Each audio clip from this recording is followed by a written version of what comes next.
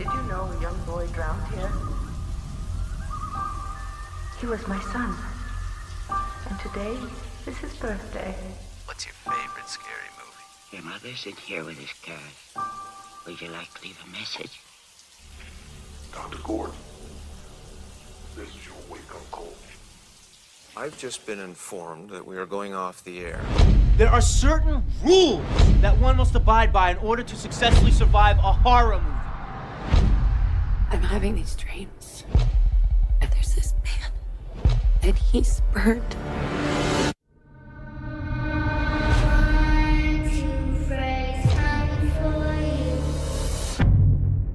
So, what do? I'm a vampire. Did you see that movie, Night of the Living Dead? They're coming to get you, Barbara. Hi, I'm Chucky. Wanna play? Now, do we all agree that what we are dealing with is vampires? Now remember, no noise, no vibrations.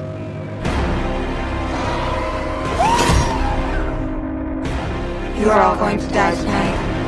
Groovy. Number 1, the body count is always bigger. Number 2, the death scenes are always much more elaborate.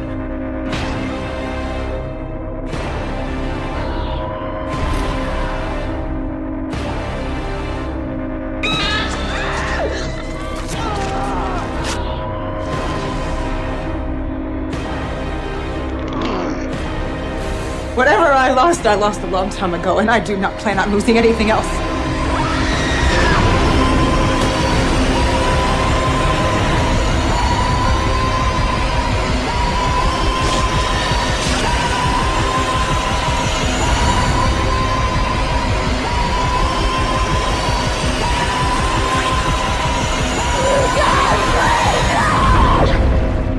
Careful.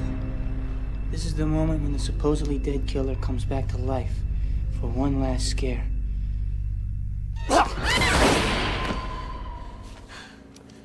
Not in my movie.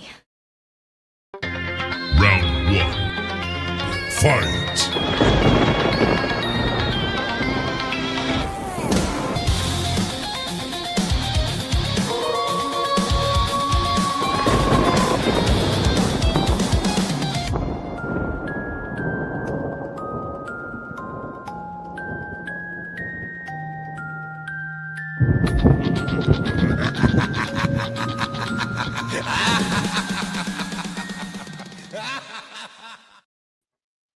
Welcome back to Spooky Month. This is our second episode into Spooky Month, but tonight we are talking about, as you can see, the best horror franchises of all time, and I'm excited for this because I watched all movies in one franchise that I had not seen almost any in the franchise of one, and I'll talk about that, but when we get there. But yeah, this is episode 344, and yeah, I'm your host, or one of your hosts, Jordan, the movie hero Anderson, and yeah, let's dive into this. So I'll introduce first my co-host, Austin Pez. Howell.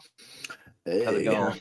Yeah, no, I may be one of the few guys on the panel tonight that could even has even seen the random, horrible sequels of like Children of the Corn or Hellraiser or Leprechaun or like even the minute, franchises that we'll be talking about tonight. So, but yeah, it should be interesting. We did a franchise thing, if you remember, like for overall movie franchises. We did a 128, and that was fun because we had to take into account, everything in the franchise when voting, and we're doing the same thing here tonight with the horror stuff. So it should be fun.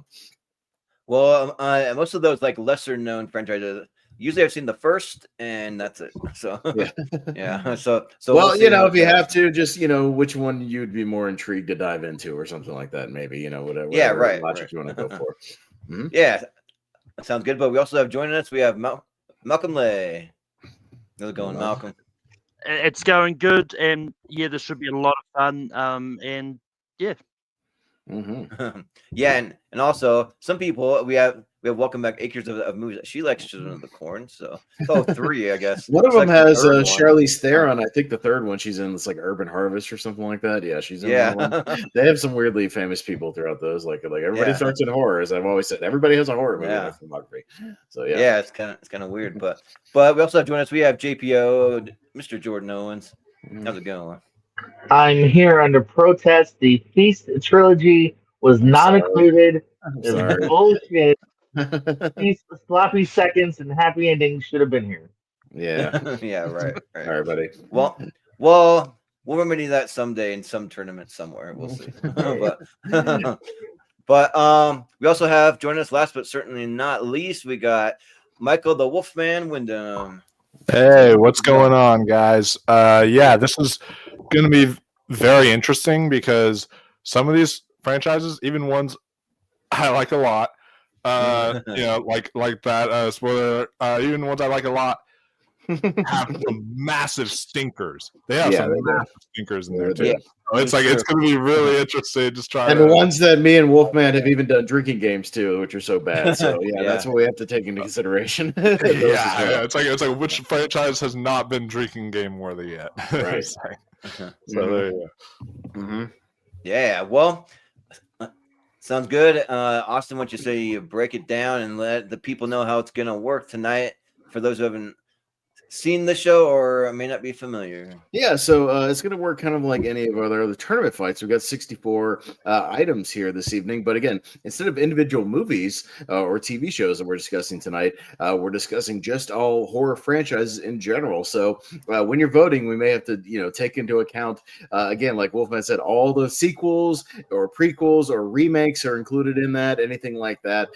So you got to take that into consideration with your voting. So not just the movie, but whatever you have seen, or again, like I said, if you haven't seen some of them, which one you'd be more interested to watch or dive into, things like that. Again, me and Wolfman may be the few that have seen a lot of these types of movies, maybe all together. But yeah, just however you want to do it, but you have to take into account the entire franchise, the good, the bad, and the ugly with the whole thing. But we'll go up and down, give your quick votes, which one you would vote for. And yeah, they're all randomized, so there's no seating here, nothing like that. And yeah, we'll see which franchise rules the bracket and which one has the best one. So yeah, that's how it works. Sounds good. Yeah. All right, well, let's jump right into it. Yeah, dive into it. All right, so let's see what matchup we got first. We're going to start out with the Paranormal Activity franchise and the Howling franchise, which actually has 6 movies in it altogether. Really? Paranormal Activity, I think it's up to what, 7 or 8? I think something like that with the recent Paramount Plus one. I think it's 7. Yeah, 7. I think it might be 8. Yeah, no, it might be 8 actually. Yeah, I think it's actually 8. Yeah, but all right, well, Wolfman, you're at the bottom. So which one? So this is really interesting for me because the first Howling from Joe Dante is great. The second Howling even is fun to a degree, but man, these movies get bad. Like horrendous. Oh boy, do they get awful! like this is there's definitely gonna have to be a Howling sequel drinking game one day in the future. Because holy shit! And speaking of drinking games, we are doing the 3D trend right now. Eventually, we gotta do Paranormal Activity 3D as well because we're doing all these 3D trends, and Paranormal Activity also has some really bad stinkers, like Ghost Dimension. However, 1 through 4, and yes, I'm even including 4 because 4 is kind of a guilty pleasure. Like I know it's not good, but like I also still have fun with it. Like I can enjoy it. 1 through 4 are like, especially the first 3 are actually really good. And then it's just once you get past that, that's like all the main overarching story. And then once you get past that, it just starts to just slowly crumble into disaster. And so because of that, I am going to lean Paranormal Activity because I just feel it's more consistent overall. All right. Yeah. JPO, what do you say? No, Wolfman made a good point. Paranormal Activity is very consistent and being very fucking boring. Oh my god, stop it. Even that first one, which I semi-champion online, and I'm in like the DVD credits at some point, one where there's thousands of names. I don't know. These films have always annoyed me. There's like either the third or fourth one where I swear to God, he's downstairs. He hears a noise upstairs. He goes upstairs. Hears a noise downstairs. Goes downstairs. Hears a noise upstairs. Goes back upstairs. And then jump scares with his fucking daughter. Fuck these films. Howling. All right. There's the end. He gets dragged, and that's about it. You got your logic. No, in that particular sequence, nothing happens. It's a fucking jump scare with the daughter, and I was like, nothing. I mean, that I can understand that, but like some of them, like the first film, it's like that fear of the unknown, like you don't know what's behind the door. Like when you hear them screaming. Yeah, that's a whole what lot of nothing. That's Yeah, the fear of me falling asleep. Oh, the blanket fell off of her. Ah! Yeah. Yeah, right. Yeah, It's not horrible, but the first one, the only one I can maybe get there. Sure. Yeah. Well, Malcolm, what do you say? I haven't seen any of the Howling movies. I've only seen the first Paranormal Activity movies, and that was enough for me to not want to watch the rest of them because I thought the first one was boring. So I'm more interested in the Howling. The Howling gets my vote. Okay. And there is 7 activities, by the way. It is 7. Okay. So Yeah, I thought. Yeah, I couldn't remember if they did another 8th one. But it's been 4 years. They finally calmed down. It's been 4 years. They were chugging them out for a while. Yeah. Yeah. No, I mean, 10, 11, 12, no, man. I'm on that train where, Paranormal Activity. I've never bought into the hype of them. That first movie, yeah, I saw it and I was like, okay, what was the hype about? Yeah, you spend an hour and 20 minutes watching sheets get blown off the bed, or whatever, doors closing, and that's it, and then a guy gets thrown to the camera at the end. Then the movie's over. And I was like, when your franchise also has to resort to time travel by the 4th movie, like, what are we doing? Then you're getting desperate to keep this thing going. The Howling movies, a couple are good. They get really horrendous, but they're never really boring. So I'll go The Howling. There's some bonkers, crazy movies in there. So not good, but I can watch bonkers, bad movies. The Howling, at least it's entertaining. Well, so here's one franchise that I've seen. The first one, which is The Howling. I haven't seen anything else. So but I've seen the first one with Dee Wallace and all that. And the first one's actually good. I actually do like the first one, but if you say the other ones are so bad, then maybe there's no point in going forward. I don't know, but and Paranormal Activity, I've seen them all except for this newest one that just dropped, which I think is this year sometime or something. I don't know. No, it was 4 years ago. Yeah, it was a couple of years ago. Oh. Yeah, it was kind of okay. Yeah. Next to yeah, but for some reason I thought that there was one that came after Next of Kin, but I guess not. But maybe I don't know. Somewhere I swear they're doing something similar. I don't know, but the first time that I went and saw the first Paranormal Activity in theaters, I remember my girlfriend I was dating at the time. She dropped to the ground because the whole movie's there's nothing barely happening, and you're just waiting and waiting and waiting for something to happen, and then it does at the last scene of the whole movie, and so she dropped to the ground and was down there for 5 minutes after the movie ended. And I'm like, that's when you realize you have to break up with her, right? That was the moment you were all right, I gotta get the fuck out of this relationship. No, but because she's probably the hottest and the most into horror of any girl I've ever dated. So I kind of wish that it would have lasted because but because most girls that I date are horror movies, no, I don't watch horror movies, I'm not into that kind of stuff. I'm like, come on. How could you be into horror though, and then be that freaked out by that ending? Because I have no idea. Hey, I support that, and the reason I support that is because the ending. What happens is it's not necessarily him being thrown in the camera. It's her blood-curdling screams, and all you see is the pitch black darkness. You have no idea what's going on, and then he runs downstairs, and his screams are blood-curdling. You're like, what's going on? What's going on? No idea. Oh my god! Yeah. And then you hear the slow steps up the stairs, and then that's what really makes the fear come to life in that final moment. Yeah. So. For that, I'll vote for Paranormal Activity because, weirdly, I was kind of with them up until they started showing the ghosts and little portals open that I think it was Ghost Dimension or something. I'm I'm out of here now. I can't do it. But I was barely in it to begin with. I mean, besides the first two. I think Catherine Newton was in one, wasn't she? Something What's funny is when we met Catherine Newton, I walked up to her table at one point and said, "Hey, by the way, I actually love I actually am a defender of Paranormal Activity 4," and she was like, "I what?" she's like, "I've never had anyone." It's a real backhanded compliment. Hey, I know everyone hates your movie, but I don't. Why would you say that?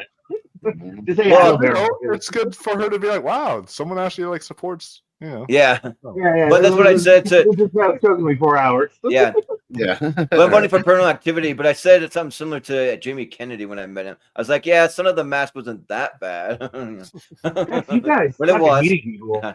Yeah. All right, but the Howling's gonna go through. All right, yeah, we can't spend like 12 minutes on each of these matches, guys. Let's keep it moving. All right, so we got the Addams Family franchise, which includes the animated movie, so keep that in mind, and the Child's Play Chucky franchise. So yeah, yeah, no, Addams Family's in there. So Question: JPO? Do these also involve the TV shows? Because they're both Not the TV shows, but they did do a TV go. movie of the Addams Family, which you can take into consideration if you want to. That was kind of a continuation. They had a Tim Curry movie in like 1998. Yeah. But you know, so just those. But JPO, Chucky versus Addams Family. Yeah, this is one of those weird ones, man, because they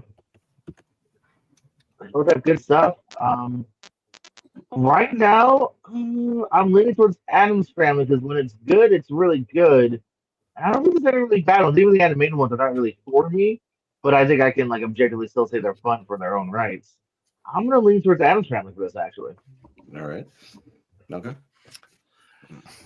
Yeah, Chucky is one of those franchises in which I've seen a handful of movies. It's one of those. I'm not too sure which ones I've actually seen, which ones I haven't. I know I've seen the first one, the remake, and the TV show, which is technically a continuation of this film series. But Addams Family, I've seen them all. I am a defender of the animated movies, so you know, I'm gonna slightly go Chucky though. See what happens. Mm-hmm. Yeah. Yep. Austin, what do you say? Yeah, Addams Family's okay. I'm not super into that stuff overall. Values is kind of the best thing that I'll go back and watch. Animated stuff it's fine. I like most of the Chucky movies. The only one I vehemently dislike is Seed of Chucky. It's the only one I generally don't like. But I really love Bride of Chucky. I like the original. I like part 2. I think even Curse and Cult are pretty good.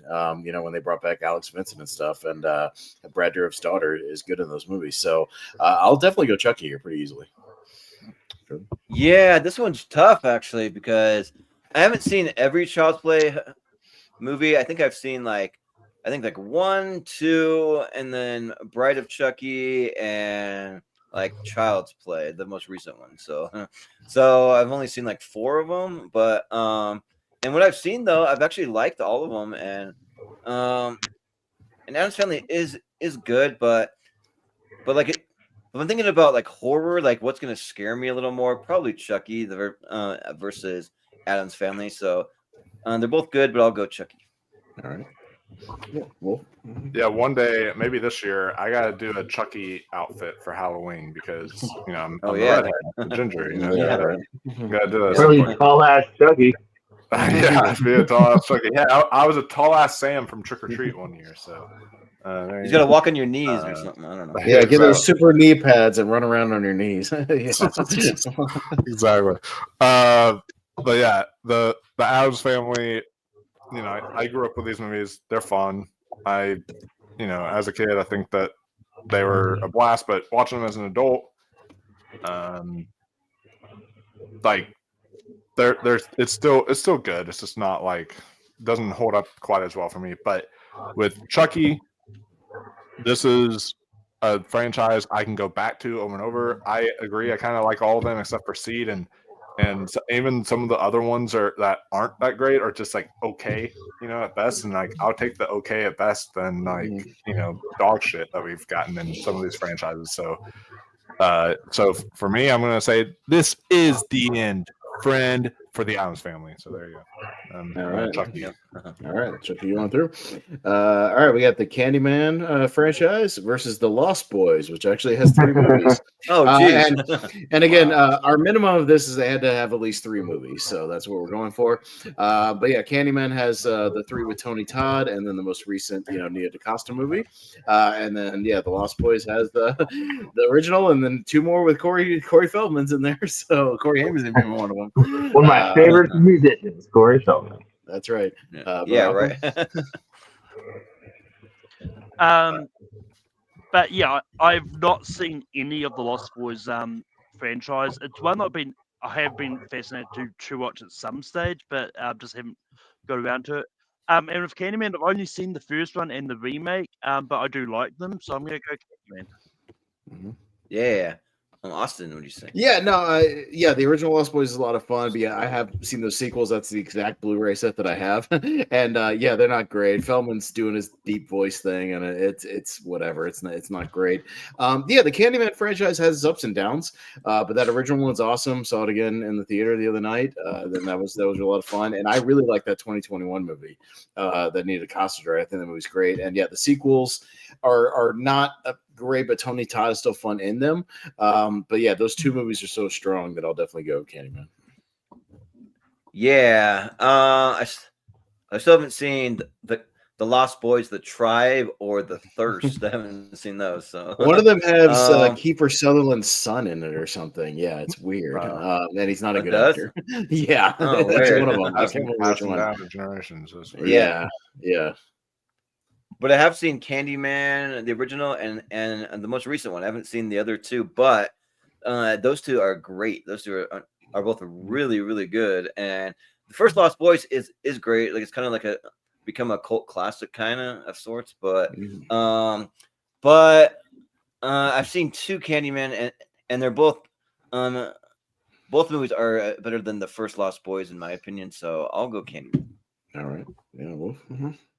Yeah. So I've not seen the third Lost Boys, but I have seen the first two. I watched the second one. The Thirst and the Tribe, I think, are the two titles. I think, something like that. I think I saw the second one. I think it was, and I was like, I'm good. Oh, there's a third one. I was just like, what? And I just like, at first I was like, I don't need to see another one. Now I found out there's a third one. I was like, oh. But I still need to see it. I'm just like, I'm not huge into the Lost Boys franchise. The first one though, I own on Blu-ray. The first one is really great. Just like the first Candyman is really great. And I think this franchise, I agree, it does have its ups and downs. I think the 2021 movie was really good. I thought that was really fantastic. And then the second one and such, like the rest of the films, the other sequels, I agree. It was like Tony Todd is what made them, but they're not really great. So because of that, I'll still lean Candyman because at least there's like two really great films in there. So yeah. Well, GPO. Yeah, I have not seen those Lost Boys sequels. I'm also not as high on the first Lost Boys as some, so I kind of one of those things. I think the best Candyman is better than the best Lost Boys. Probably even sequel wise too. So I'll go Candyman. Yeah, the new Candyman was pretty cool. Yeah. All right. Cool. All right, Candyman going through, and we'll go Children of the Corn. Oh boy, and Pumpkinhead. So Children of the Corn, I think they're actually up to like 8 or 9 movies because there was even like a Dimension Extreme one that I have on DVD over here somewhere. I have a couple of DVDs over here, and then Pumpkinhead has 4 movies. So to believe it or not, yes, it gets pretty rough. And Lance Henriksen does come back for a couple of them though, but yeah, I was first anyway, so I figured I'd give you that intro. I literally have these over here. I've seen all these terrible Children of the Corn movies because here's the Dimension Extreme one. It's like Children of the Corn Genesis. I don't know what the Genesis is for. And then I have that exact set. And I have seen all of them because I followed a podcast one time that did all of them. They get horrendous. After that first one, like they're really bad. There's not a lot to go for. It's all biblical, so I guess Genesis or like whatever it is. I don't know. Yeah, I don't know. They get pretty rough. Pumpkinhead, the first one's great. Second one has its moments, the Blood Wings one or whatever, and then they get kind of rough after that. So this may come down to which original movie I like better, which is probably Pumpkinhead, because even that original Children of the Corn is like okay. I don't think it's as great as some other people think it is. So I might actually go Pumpkinhead here. But it's one of those things where neither one of these I think we're going to go very far. So we're at 11 Children of the Corn. 11. That's my oh my god. Yeah, I couldn't. Yeah, because they had a new one that came out like last year or something, or it's rough. Oh yeah, that remake was terrible. Oh yeah, I forgot about that. That movie was horrendous. Well, so this is my logic because I haven't seen Pumpkinhead, so I haven't seen any of them. So but But the first Children of the Corn, I actually do like. I actually think that it's kind of interesting. Like it's got Linda Hamilton in there, and they like break down in like some old like town, and then they're like trying to find help, and they find like a creepy cult of children, and there's like crazy things going on, and they're like, I don't know if they're like worshiping Satan or like what's going on. They're worshiping something, some demon or something. But and yeah, like they just come out of this. Well, they go into a cornfield kind of, and like that's kind of where they like hang out. And then I also saw the Netflix one, and that was really bad. But even still, I mean, one good one's better than a franchise I haven't seen. So I'm gonna have to go Children of the Corn. All right. Wolf. There was a Netflix Children of the Corn. Well, talking about the remake one or whatever. The remake one, which I thought I think it was on Hulu. I think it was a Hulu movie. Okay. Yeah, maybe that was it was, but it's on some streamer. Yeah, it was on some stream thing, I think. Yeah. But yeah, that one was bad. But yeah, Children of the Corn, I can say proudly, although eventually I'll probably have to watch them all, but I can say at least proudly for now, I have not seen the entire Children of the Corn franchise. I have seen like the first two, and I watched the most recent one. And the most recent one made my worst of the year list that year, and it was just like terrible. But yeah, Pumpkinhead, I have seen all these, and they do get pretty bad for sure. But that first film is a blast, and that's one like I'll pop on every other like Halloween or so. Is the first Pumpkinhead, so I don't really see myself revisiting even the first Children of the Corn. So because of that, I'll go Pumpkinhead. All right. Yeah. JPO. Kind of similar to that. Yeah, Children of the Corn really does not do much for me on paper, and the sequels. I've heard some are like really bad, like directed DVD. Even worse than directed DVD, like to be bad, like to be original bad almost. Yeah. And I do remember having fun with the first Pumpkinhead a long ass time ago on VHS with my dad, so I'll go Pumpkinhead. Right. Yeah. Malcolm. Yeah, I don't think I've seen any movie in either of these franchises. So I'm definitely intrigued by Children of the Corn. But I think Pumpkinhead sounds more interesting, and one of them is directed by New Zealand director Michael Hurst. So Pumpkinhead is I'll go with that. The first Pumpkinhead, by the way, is directed by Stan Winston, the special effects guy. So the special effects are actually quite good, and the makeup. It's good stuff. There's a new Pumpkinhead coming out, but it's got nothing to do with this Pumpkinhead. Oh, okay. Really? I was wondering why they haven't remade this one. I figured there'd be a remake at some point, but yeah. So we got the Halloween franchise and the Fright Night franchise. So the Fright Night franchise again includes the original one. There is a part 2. I know it's kind of hard to find, but there is a part 2. And then you have the remake, and then there was a sequel to the remake, which went straight to VOD. So that one does exist as well. Really? Yes, that and it's not very good. But and obviously the Halloween franchise is the Halloween franchise, and there's a lot of movies in there. So Jordan. Yeah. This one's tougher than you might think because actually from the Fright Night movies that I've seen, I actually do like both of them. I've seen the original and the remake, and they're both like really good. Like both are great. But I mean, Halloween, I mean, most of them are like at least good to me. I mean, except for like the second Rob Zombie one, but like there's not really one where I'm sitting there saying that one's just trash, garbage. Like besides that one, that's the only one. And the rest of them are just kind of at least mediocre. And the first like 3 are really awesome. And I really like the newer ones that came out. And I'm a defender of Halloween Ends. Like I still say that's my favorite one. Like sue me, but it is so yeah. But Jordan, the big Corey fan, loves that Corey. Yeah, right. Yuck. I thought it was an interesting character, but yeah. So I'll give it to Halloween. Sure. All right, Wolf. I know you're also a defender of Halloween Ends, but you know I am. Yeah. Me and JPO are not, so that's a battleground tag team match right there. One day when we're continuing our Halloween trend, I'll I'll still allow us to do a Halloween Ends drinking game, even if I'm still a fan of that one. Every time I go, where the fuck is Michael in this movie? When we're just following Corey, we'll drink every time I say that as we keep following Corey. I'm not crazy enough to say Halloween Ends is my favorite, but I think that it's my favorite of that trilogy, probably I would say.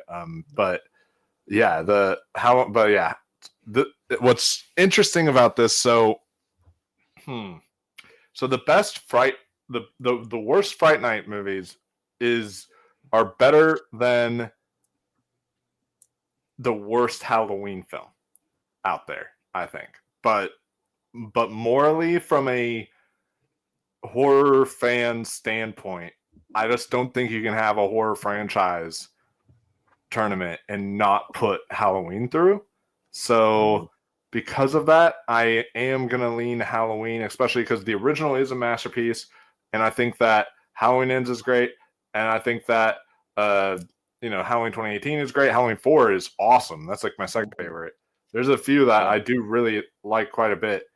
And I'm even starting to slowly grow on Rob Zombie's Halloween 2 the more I watch that one too. So it's like, the more I watch it, the more I'm starting to slowly grow on that. So it's a kind of an interesting franchise, to say the least. Yeah, I've always defended Halloween 2 to the degree of at least he fucking did something interesting more than his first movie, which I just hate. But anyway, that's a weird side thing. This is a good argument because I do really the first Friday Night's fun. I really like that remake. I wish we had a real sequel, not the one where they just like, we have the name, yay, kind of sequel. Yeah. Which has like nobody in it. I don't think anybody's in that movie. But no, I just think the highs of Halloween are quite high, and like the lows, I don't know if I even agree that the lows of Friday Night don't match up the lows of Halloween because like I don't like Resurrection and that first Zombie, but I still probably watch those before like that second or fourth Friday Night, I guess you could say. So yeah, I'll go Halloween here. Yeah. I've only ever seen the original and the remake of Fright Night, and I do like them both. It always tricks my mind every time I look at the franchise. Saw that Tom Holland directed Fright Night. My mind always goes to Spider-Man, but even though it's not Spider-Man. I don't know if the motherfucker was born.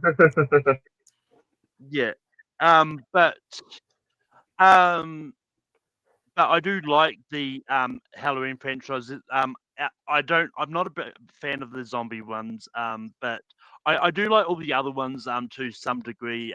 So I'm gonna go Halloween here. Yeah, sounds good. Austin. Yeah, the Friday Nights are all right. Even that original sequel is actually underrated. I would encourage you to find it. It might be on Tubi now or something. I have a bootleg DVD of it because it was out of print and like not available for a long time. And it's a fun little sequel. And I like the remake as well. But yeah, Halloween franchise, I still is one that I go back to a lot, and I like way more than I dislike. Out of those movies, the only ones I flat out dislike are like Halloween 5, Rob Zombie's Halloween 2, and like Halloween Ends. So like I could watch almost any of the other ones, and have a good time. Even like here, folks, he's a fan of Resurrection. well, again, we had fun with our drinking game. I could have drinking game fun with Resurrection. You know what I mean? With its silliness. You know what I mean? Like so, like again, I could watch it and just put it on and goof around with it. You know what I mean? I don't think it's like unwatchably horrible or anything like that. So, but yeah, I still go back to a lot of the Halloween stuff. So I'll easily go Halloween here. On Tubi, you can only find both first Fright Nights. The other those second Friday Nights don't exist in both the remake and the original. I have my bootleg DVD. I could go show you guys, but I bought it at like a horror convention way back. It's like weirdly unavailable. But it's not a bad little movie. All right, so we got the East Rail trilogy, the Shyamalan, the Split, Glass, Unbreakable, and the Omen franchise. So that includes the 4 originals and the 06 remake. With that one. So Wolfman. Yeah, we included the East Rail because it's kind of borderline horror, but there's enough horror in there with Split that it kind of, there's enough of it. But Wolf. And some of Glass, which, I'm gonna also, be the unpopular one here too. I'm also gonna say I'm a defender of that entire trilogy. I like Glass a lot. Glass is awesome. That movie I think Glass is really really great. Like I think that movie is super underrated, and people just want to poo-poo on that movie, and I just don't understand it. Like, yeah, I think that whole trilogy works really, really well. And the Omen films, they don't get good either.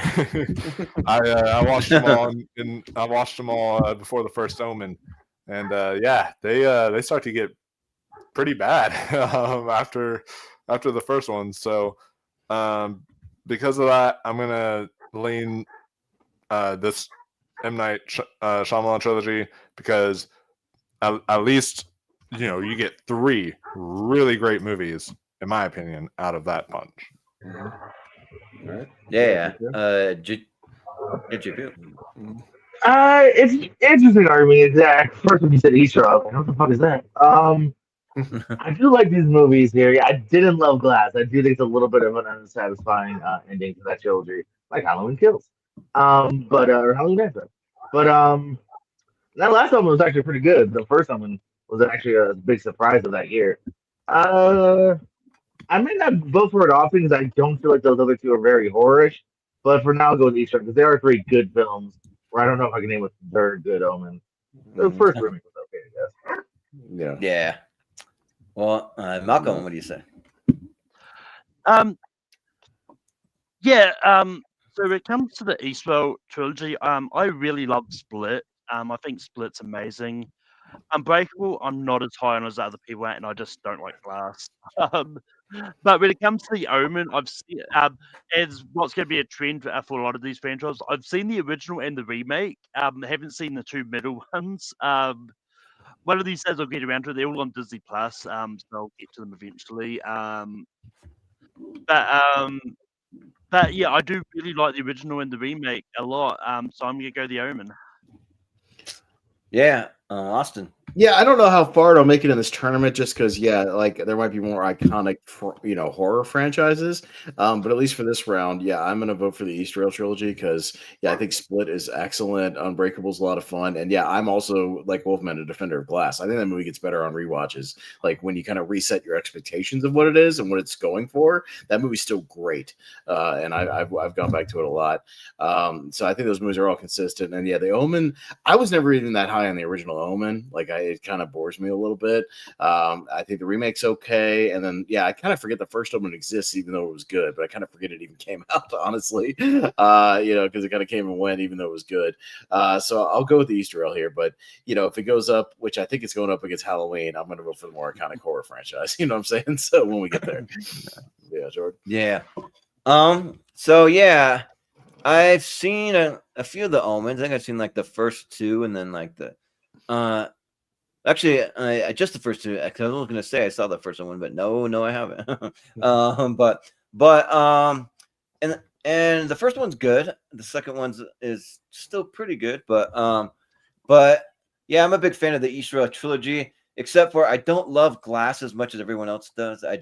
Or some people do. I just think that like you had so much potential with like that. With like Bruce Willis is a guy that's like nearly like a superhero type because he's so strong and everything, and then you have James McAvoy's character, and then you just relegate him to like some kind of like insane asylum place, and like nothing really happens to me, and I feel like it's kind of like a disservice to the characters to where they could have like done so much more with them, and they're like trying to convince them that they're not the way that they actually are, and all these things, and it's just weird to me. And then they have a weird battle in the front lawn of the insane asylum, and I don't know, they just could have done so much more. Like I think that's the main thing. But I also think M. Night didn't direct action good either, too. Like it's not a very well shot scene, I think. Yeah, that probably is true also. But I mean, despite that though, I mean, Unbreakable is my favorite M. Night Shyamalan movie. Period. Like I think that it's great. Like I love like where it goes, because when you see it, like you're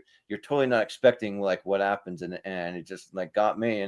And then Split's awesome too, and McAvoy's given like an all-time career performance, and so I mean, and like Glass isn't absolutely terrible. Like there are things that I kind of do like about it, but so I'll also give it to the Eastrail trilogy.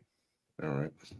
Okay, and next we got the Final Destination franchise and the Underworld franchise.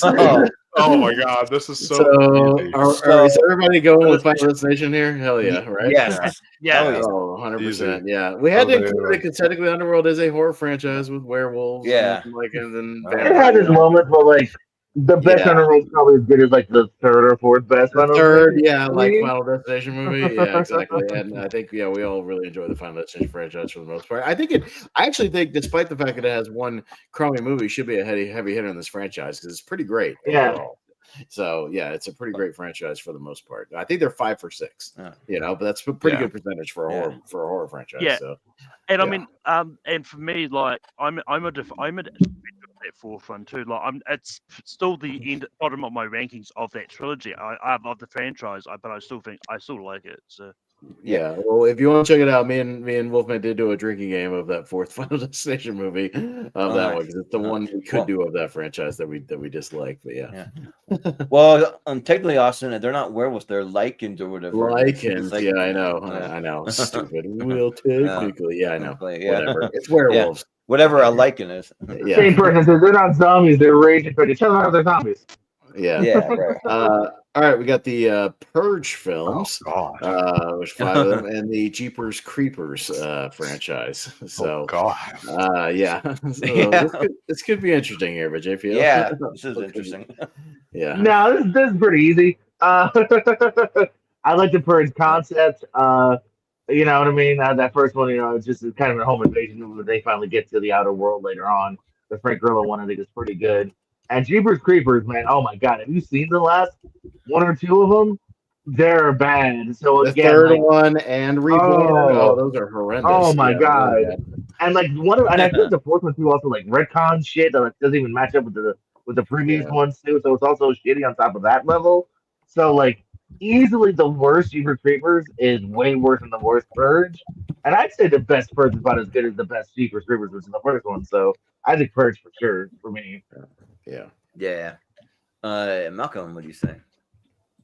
Yeah, I don't think I've seen any of the Jeepers Creepers movies. And most of what I've heard about it is not so much about the movies themselves, but it's about the creator, which I'm not going to dive down that rabbit hole. That's the reason to like it, yeah, right. Well, we had William Bibiani on, and he refused to even talk about these movies because of the creator. So, because he almost like left the show if we were going to talk about Jeepers Creepers. It's weird. Yeah. But I do like the Purge movies. I think they're quite fun. Well, yeah, there's some ones that I don't like in it. I think that's still good. I've seen them, so the Purge gets my vote. Yeah. Austin, what do you say? Yeah, because the worst of the Jeepers Creepers franchise is horrendous, like bottom of the barrel stuff, and even the worst Purge movie is still like pretty watchable, and I quite like Purge Anarchy, and even Election Year is pretty fun. The Purge movies are pretty good. I do think they've kind of milked that franchise for about all it's worth. I'm kind of done with it. Like I don't need any more Purge. TV or movie or whatever. I think I think you've squeezed about a TV series. Jeez. Yeah, I think you squeezed about as much as you can out of that concept. So I don't need any more. But if I had a choice of seeing another Purge movie or another Jeepers Creepers movie, I'd go with the Purge. So I'll go with the Purge here. Well, on Wikipedia, they're saying there's an untitled 6th film, so I don't know what's going on there, but yeah. So, but so I do quite like the first Jeepers Creeper. I think it's fun and the creature they have it's really creepy and Justin Long, like he's fun. He's like a cool guy for horror movies because he's in so many of them, but the rest of them suck. And the Purge movies, like the second one I think is great because it's almost like a Purge / Punisher type of movie. Like it's really good. And then the first one's okay. And then the Election Year kind of sucks, but the first Purge and the third Purge are back to being like okay to me. So so I'll give it to the Purge because there's enough of them that are at least watchable, So yeah, so this is a tricky one for me because the Purge movies are not good. I don't really like any of them. I mean, Anarchy has its moments, but like I just don't think any of the I owned the first one on Blu-ray because it was like $1 at the Dollar Tree, and I was like, that's the only reason I own one. But I'm not really a fan of either Purge movies, and I do agree they've well overstayed their welcome. Also, though, another franchise that overstayed its welcome was Jeepers Creepers. That Jeepers Creepers Reborn movie was absolute dog shit, smeared over like some other like cow shit and then thrown in the dumpster. It was awful. Like it was terrible. And then when it comes to the third Jeepers Creepers movie, that one was to say that was even better is just to tell you how bad the fourth one was. So this is interesting for me because while those first two are really bad, like horrendously, or those last two are horrendously bad, the first two, despite the director, are actually pretty fun. Like I think that you can have a fun time with the first two, I think. In fact, I think Austin and I even did a commentary on the second film on that channel at one point. We did the second one, yeah. So you guys check that out. But I think because I enjoy the first two Jeepers Creepers more than I enjoy any of the Purge films, I think I'll still lean Jeepers Creepers. But God, those last films. Yeah. Yeah. All right, well, we're going to go to the Purge here. Going down to Poltergeist and The Exorcist. So obviously Poltergeist, you got the original three plus the Sam Rockwell remake, and The Exorcist. Yeah, you got the first movie, you got those sequels up to the two weird part fours, and The Exorcist Believer. So take all that into consideration, Malcolm. Yeah, I've only ever seen the first Exorcist movie. I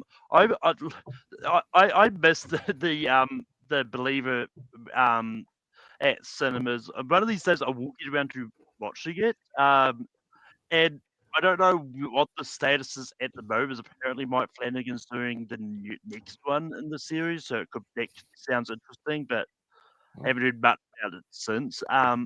In the Poltergeist, I've never seen the original and the remake. And look, I'm a defender of the remake. Well, it's not as good as the first one, but I still think it's just good. It's still good though. So I'm gonna go Poltergeists. Yeah. Austin. Yeah, this one's interesting because Exorcist, like even the original movie, I kind of respect more than I love and go back and watch a lot. The third one might be my favorite with George C. Scott, and then those other ones are pretty bad. Like two's bad, Believer's bad, the fourth one's bad, and then Poltergeist I think might at least be a little more consistent because I think that first trilogy, I even defend like part three. I think it has its fun moments. Part two is still decent. The remake's not great, but like compared to some of those Exorcist movies, I think it's at least watchable. So I think Poltergeist is more consistent. I'll go Poltergeist. Jordan? Yeah. So this is fairly easy for me because I love the Poltergeist movies. They're really, really good. The first one is an all-timer. It's in my top 64 of all time.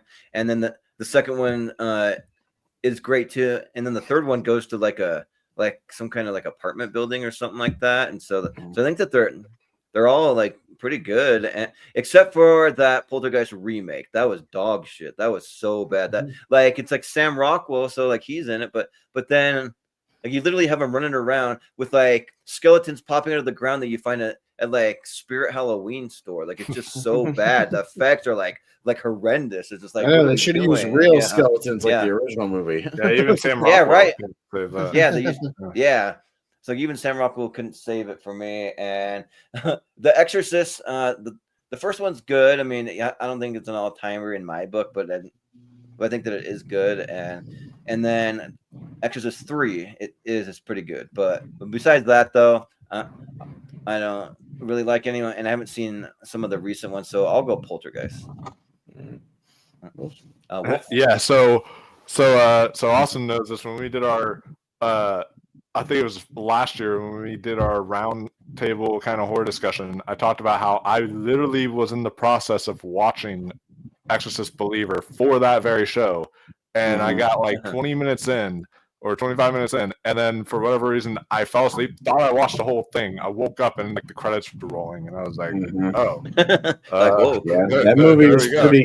That movie is very coma-inducing. It's very boring. Yeah. It's not good. It was just it's just I was just like, oh geez. I was like, I guess I just fell asleep in this whole thing. I've never come back. I've never gone back to it since. So I might watch it whenever the new one comes out.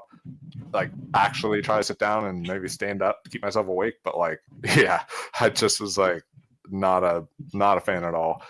And Exorcist, really only the first one is an all-timer. And then the third one is really great. The rest are just not good. But yeah, I think that Poltergeist for the most part is consistent. I don't like the remake either, but I think the first one's really good, and I think the other sequels are enjoyable to an extent for what they are. So because of that, I think there's more consistency in the Poltergeist films. So I'm going to lean Poltergeist. All right. Yeah. Finish those out, Jeff. Yeah, I'm kind of in the same vein. At first I had to think about it, but that first Exorcist classic. But again, with the same vein of hell, I'll watch Sam Rockwell before I have to watch those last couple Exorcists. And I also really dislike the one before, like the beginning.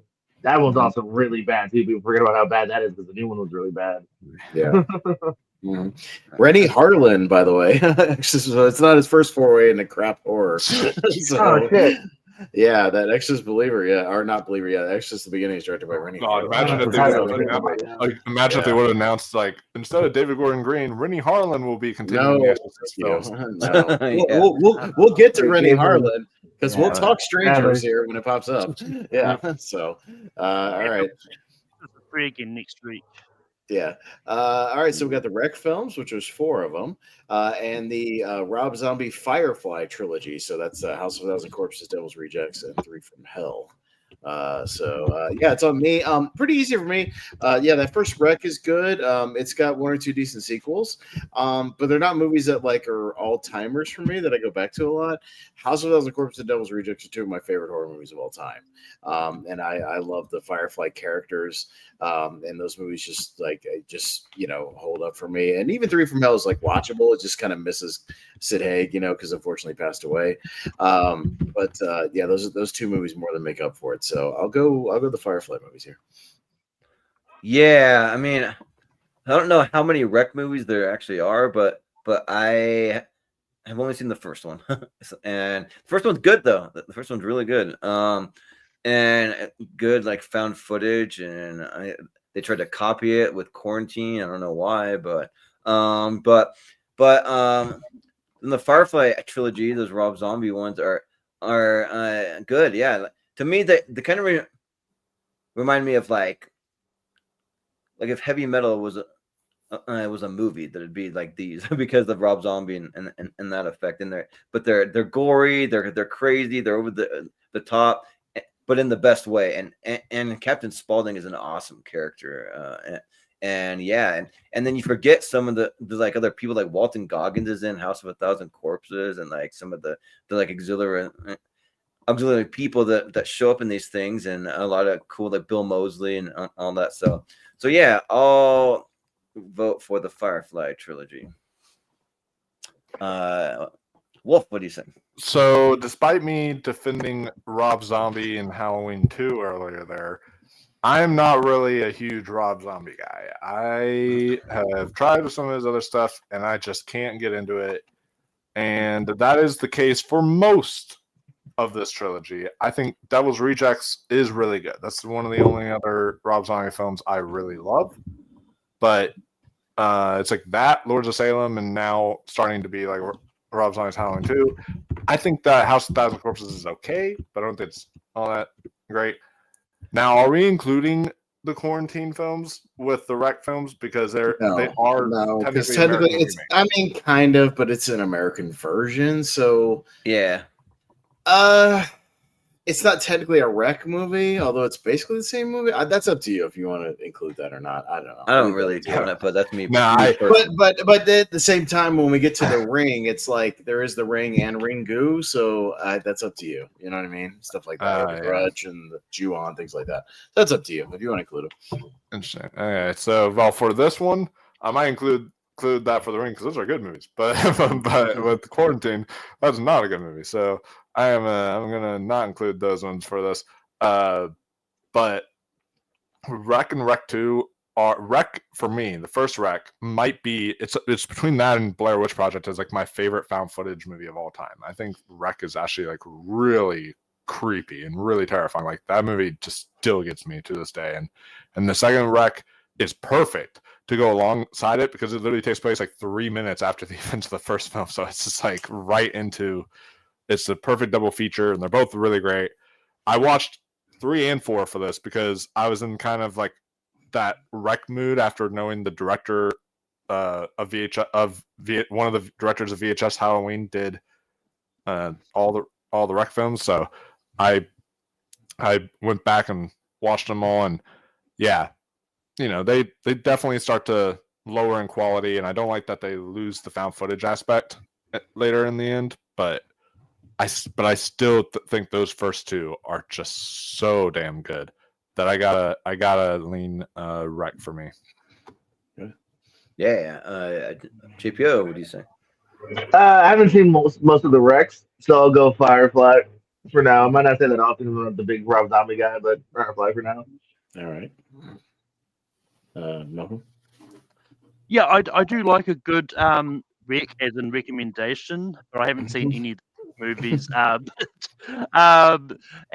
it's one of those ones like I'm really hit and miss when it comes to found footage horror anyway.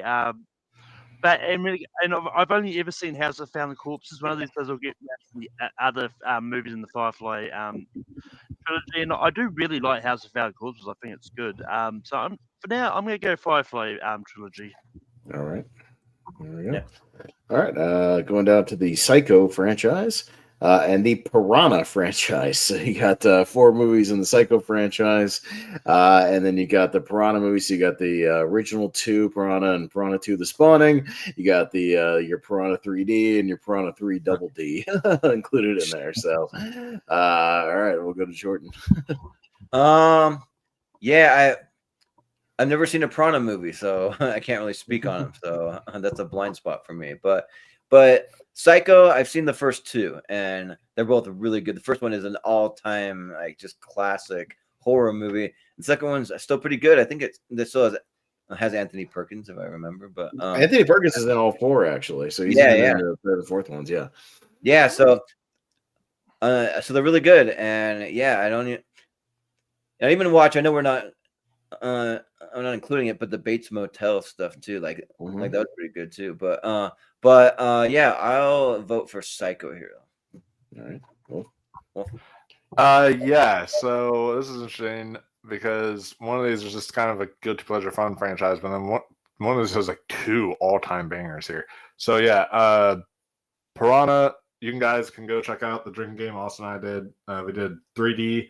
Piranha 3D. We'll have to do 3 double D at one point because that does count as kind of like 3D. We may have to do that next summer. Yeah, so, we may do that because it's pretty bad. So you can do a drinking game to it. Yeah, yeah, that would work. So, Psycho, the original, it is an all timer. That film, I got to see it again recently in theaters, and it just was so good on the big screen. And yeah, it's just one of my favorite, not only horror movies of all time, but one of my favorite movies period of all time. And then of course Psycho 2 was actually a really good follow-up that I thought, you know, was very underrated, and Anthony Perkins is great in that movie. And yeah, it's one of the best sequels ever. So definitely check that out. They do fall apart after that, but I think those first 2 are so strong that it outweighs any of the Piranha films. So I'll go Psycho. Yeah. JP? Yeah. You know, Piranha will pass a nice afternoon, especially the new ones. Boobs and gore. That's what they're there for. But yeah, I think the Psycho highs are just way too high for it to not go over Piranha for me. So definitely Psycho. Mm-hmm. Yeah. Malcolm. Yeah, I've only ever seen Piranha 3D, and I do really enjoy it. I think it's a lot of fun. And contrary to what people may think, Piranha 2 was not directed by James Cameron. It's a whole thing where his name is on the credits because he was initially attached to it, but I think he tried getting his name removed. But dude, there was like 6 people who directed Piranha 2. They kept dumping director after director. He directed like 2 days on the movie. He's not the director. You know what I mean? He directed like a day or two. He was a special effects guy. Yeah. Yeah, because I think Joe Dante was even attached to it at one point.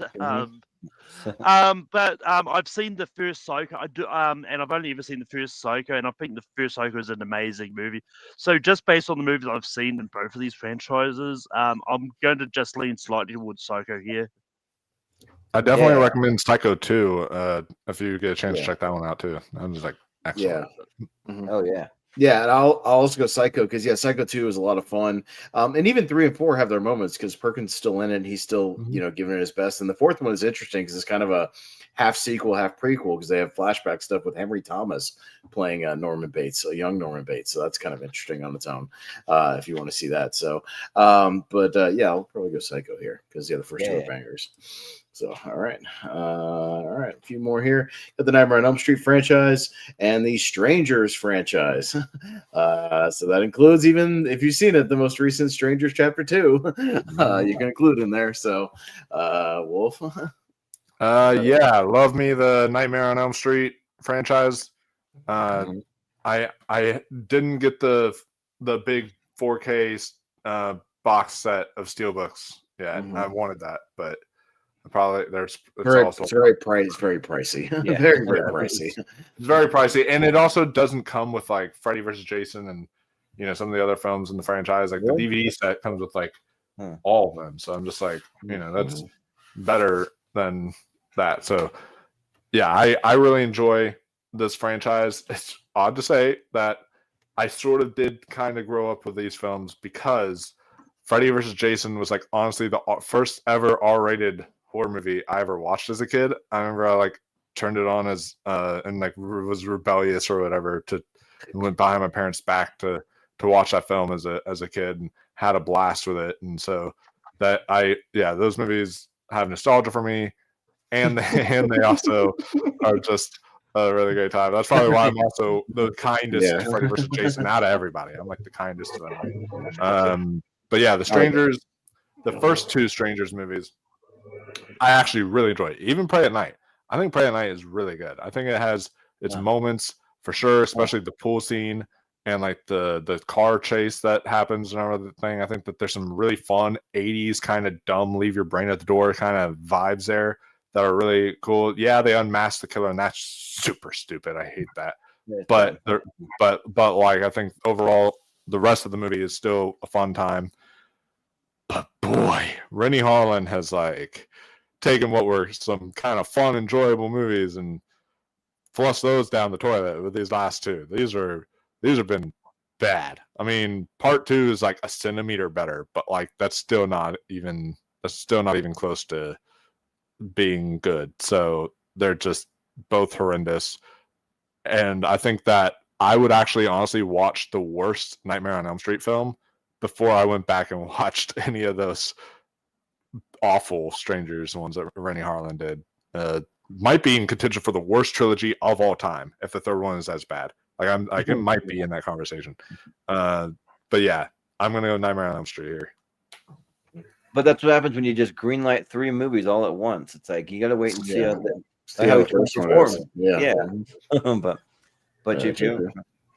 Yeah, hell yeah. Nightmare on Elm Street all day, every day. I mean, first of all, fantastic concept of, this is a killer that can get you at night. Or not at night, but when you sleep, which we all got to do.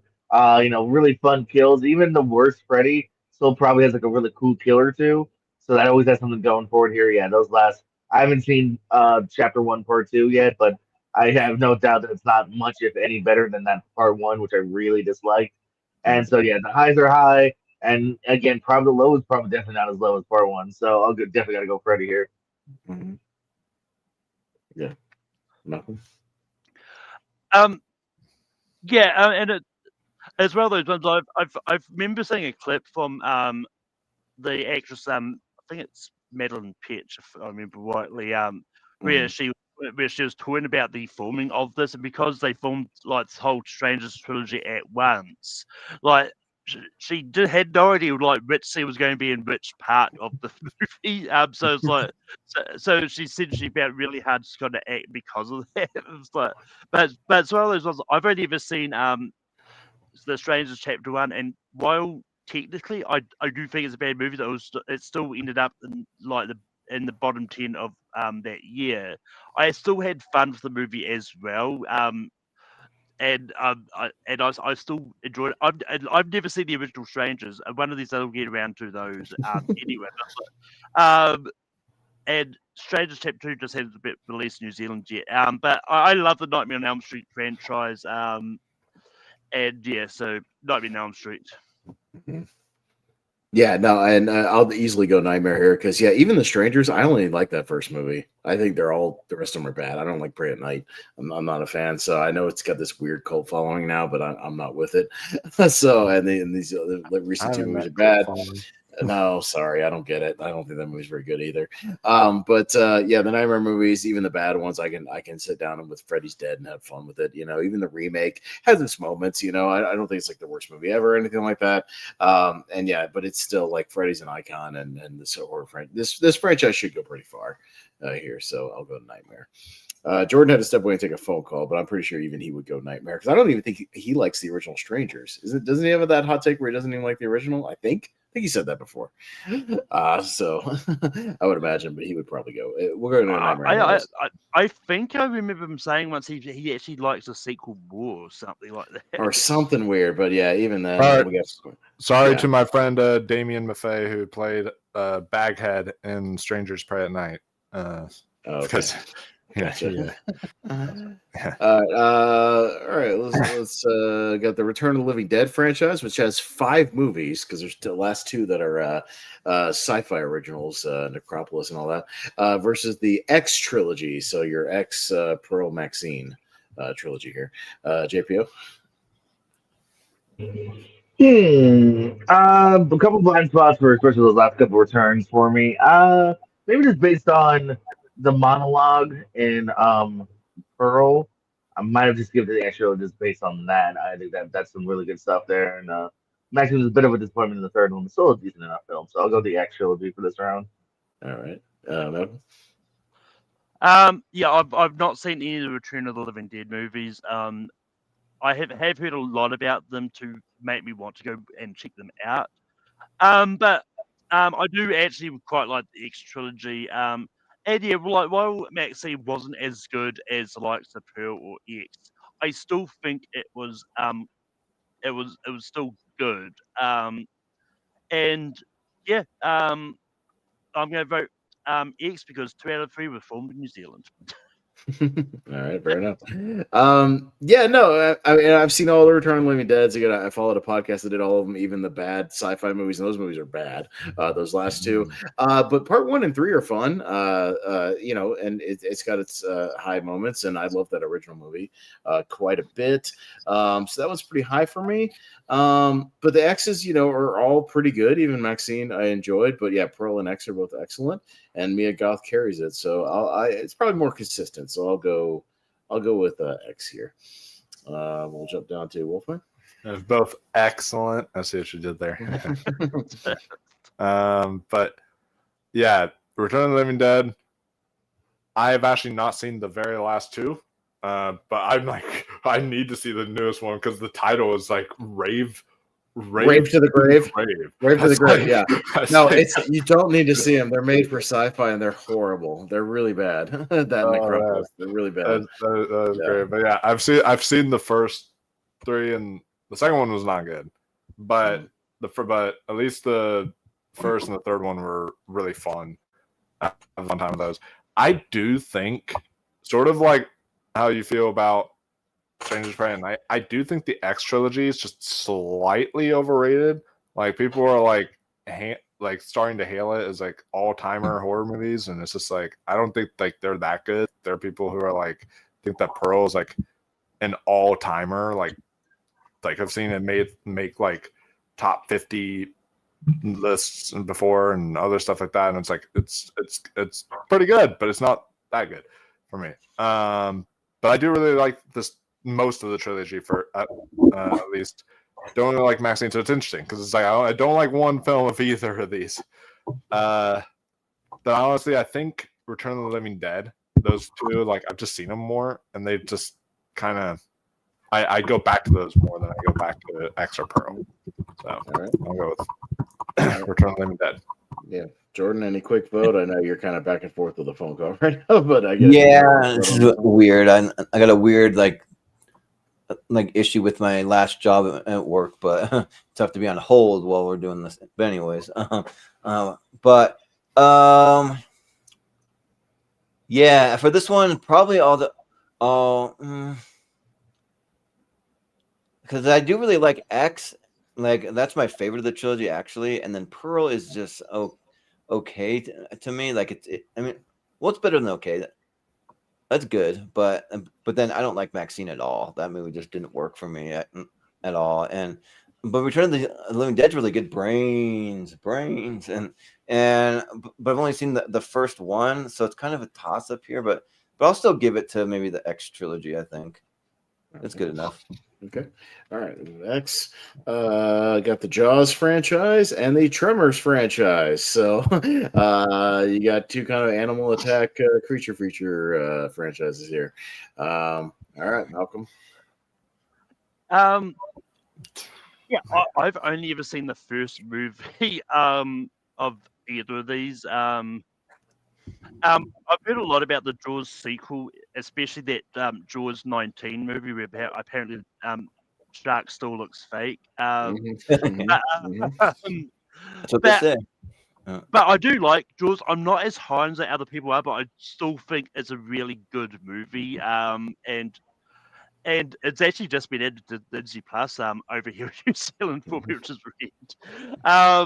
But it was actually thanks to Austin I finally got around to watching Tremors because I think the first Tremors movie, which once again is the only one I've seen, I think it's an incredible. I had a lot of fun with that movie. So, you know what, I really like Tremors a little bit more than Jaws. So Tremors. Yeah.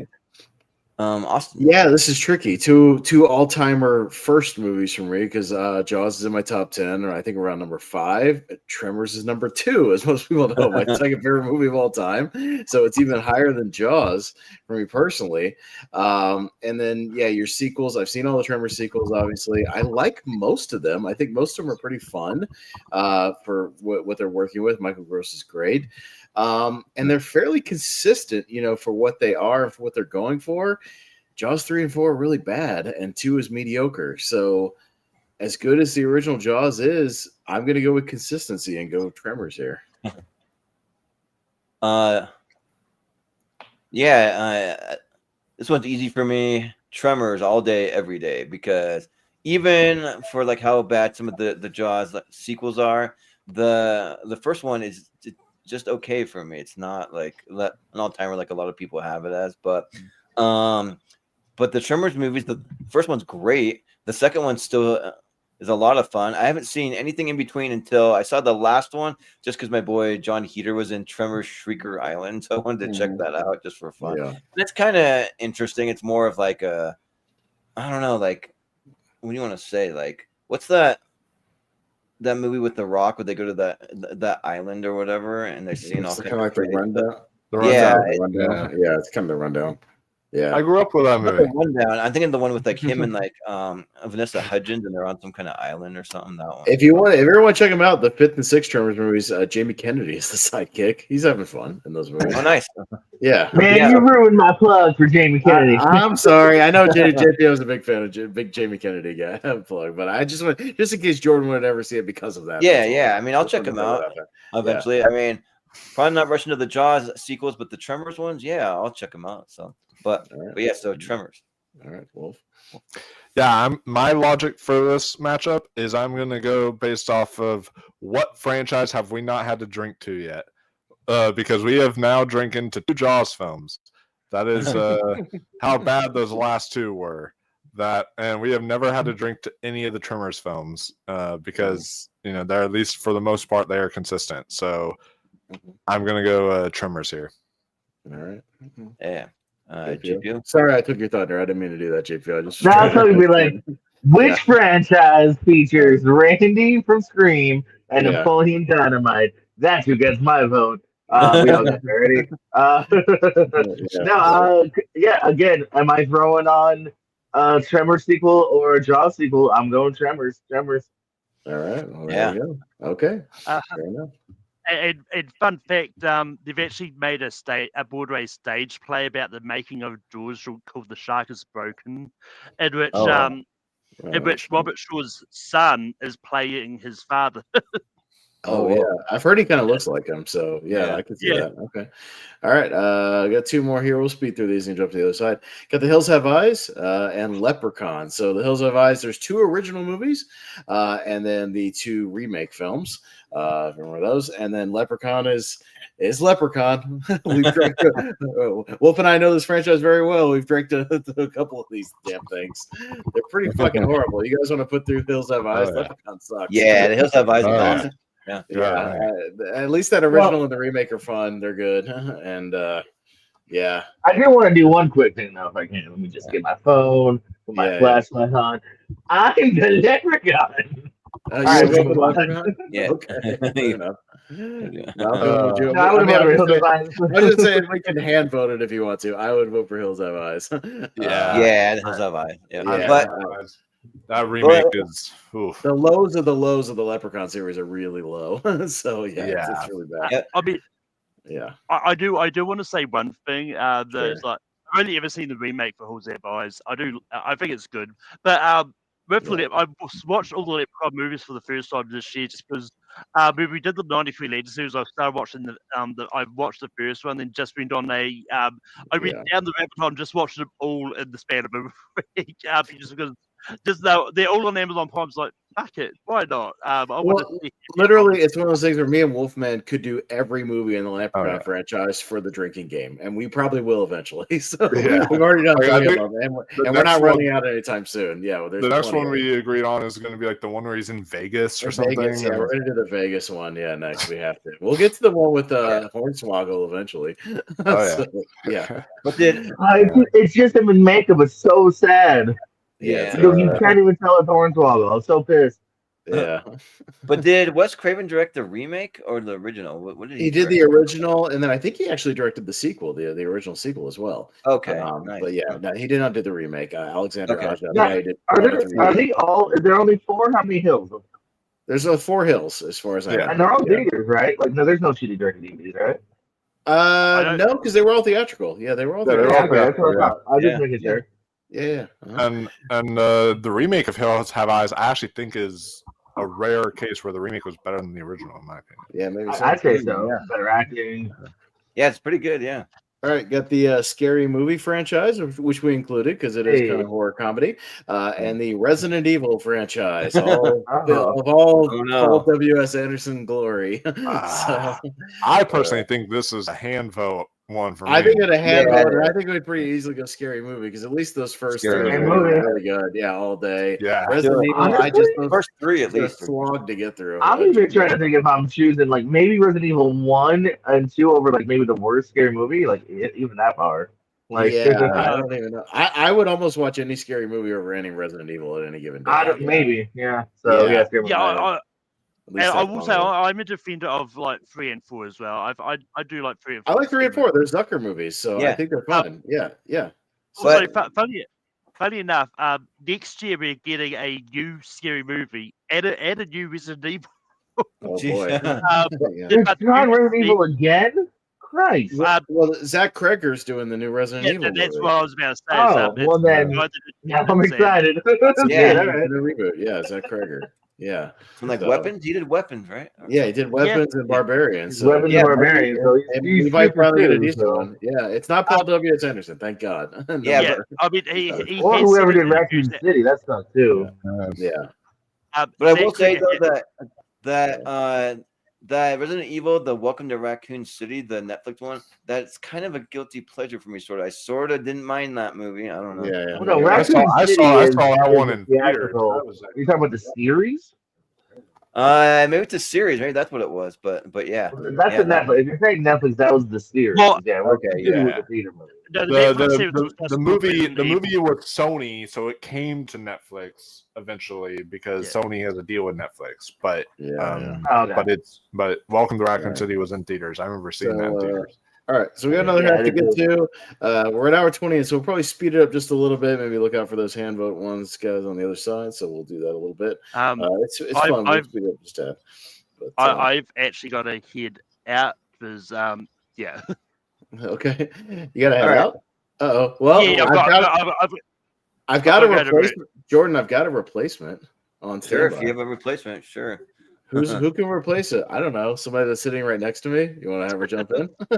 Sure, I mean, yeah. My lady's right next to me if she wants to jump in and take the Sure, I wasn't on with her last time, so sure. Yeah, so she's seen a good chunk of these movies. I've shown her quite a bit of horror movies, so she can step in at least. All right, Malcolm, what do you got to plug real quick before you get out of here? Yeah, you can find me on Rankum on Sundays. We rank crime movies of the 2010s. I host Spare from Pals on my personal channel. I've already told Jay Parrott this, but I'm going to make the announcement here. I am going to start adding in TNA and Ring of Honor as well because I found them on YouTube. So I'm going to add them into the pool as well. So, but yeah, and I pop up here and there on Movie Hero, and you'll see me next week. So yeah. All right. Yeah, sounds good. All right. Thanks, Malcolm. All right. Let's get out of here. And Jordan, welcome. You weren't here for her debut, but welcome Rhonda to the show. She's here hanging out. She was hanging out on screen anyway. It's just kind of hanging out. Lady Hood. So yeah, she's here, and I've shown her quite a bit of these movies, so she can comment on a decent amount of these franchises. I've shown her quite a few of them. Sure. So, all right. Well, she'll fill in here, and we'll get things going. All right. So we'll jump in on Texas Chainsaw Massacre and The Ring. So yeah, I guess if you want to include Ringu, that's up to you. If you want to include those or not, it's kind of its own franchise. But anyways, on me, I'm not a fan of the Ring movies for the most part. I think they have their moments. But even the original Ring, I think, is a little, like the Gore Verbinski one, is a little overrated in my book. And Texas Chainsaw does have its low of the lows, but even stuff like the Matthew McConaughey one, the beginning, the Next Generation, like I can dig on, like, but there's some bad ones too. But the highs are very high for me with Texas Chainsaw, and I go back to quite a few of them. The Netflix one's bad, but again, I like more than I don't like with Texas Chainsaw, so I'll go with that. No, Jordan. And Rhonda will replace Malcolm's spot, so she'll be next to me, but kind of below me. Okay, sure, yeah. On the lineup here, she'll just kind of lean over and chime in. But yeah. Yeah, so I'm not that high on the original Texas Chainsaw, which is weird because everyone calls that like an all-timer. I think it's like bad, like I don't like it at all. But so get ready for that to be on my most overrated movies episode. That will be there. So yes, we know. Yeah, I hate that movie.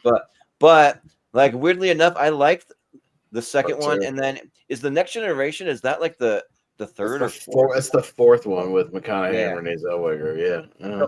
So those two I actually weirdly kind of like because I think they're just more campy and fun and silly. Because I like horror movies when they're more campy. Like that's my style. When you get way too serious, sometimes it doesn't work, but sometimes it does. Like just depends. But and then I like the Jessica Biel one. I think that's pretty decent. I heard that was it a Netflix one or whatever that like last Netflix one was trash. That was trash. That was bad. Yeah. But the Ring movies are great. Like the first one for me was like one of the maybe not one of the first ones, but it's a movie that I saw kind of like when I was really getting into horror movies a lot, and like I just thought that it was like so good. Because at the time, I probably would have called it a masterpiece. Now, maybe not so much, but I still think that it's really good. And the second one kind of breaks it down So like if you don't want to be spoiled on like what all the things on that tape is for the 7 days or whatever, maybe don't watch the sequel. But if you think that kind of stuff's interesting, then check it out. And I think that's pretty good. Now that like remake, whatever they did, I don't know if it was a remake or like that weird like the American one, like was just the Rings or whatever was awful. That was horrible. So they're both kind of hit and miss franchises for me. But because I like the first two Ring movies so much, I'll vote for that. And the Ringo movies are actually really good too. So, but Wolf, what do you think? Yeah. So this is interesting. Nostalgia wise, I would initially go The Ring because, again, I can't believe you're saying that. I was like in high school when that first one came out. Yeah, it's so weird. I watched it when the first one came out. Nostalgia. So we had to watch a different genre of every movie, a genre in high school, and we watched The Ring for horror. So there's only PG-13. That first one was nostalgia for me. I remember my sister, and even the second one to a degree. My sister would sing the Samara theme song to kind of scare me every night as a kid, and would like torment me with that. I remember. But speaking of tormenting, my cousin tormented me and showed me the original Texas Chainsaw Massacre when I was way too young. I was like 6 or 7, and I was like scarred for life. And I was like, well, why would you show me this? I didn't go to sleep that entire night. He was supposed to be watching over me.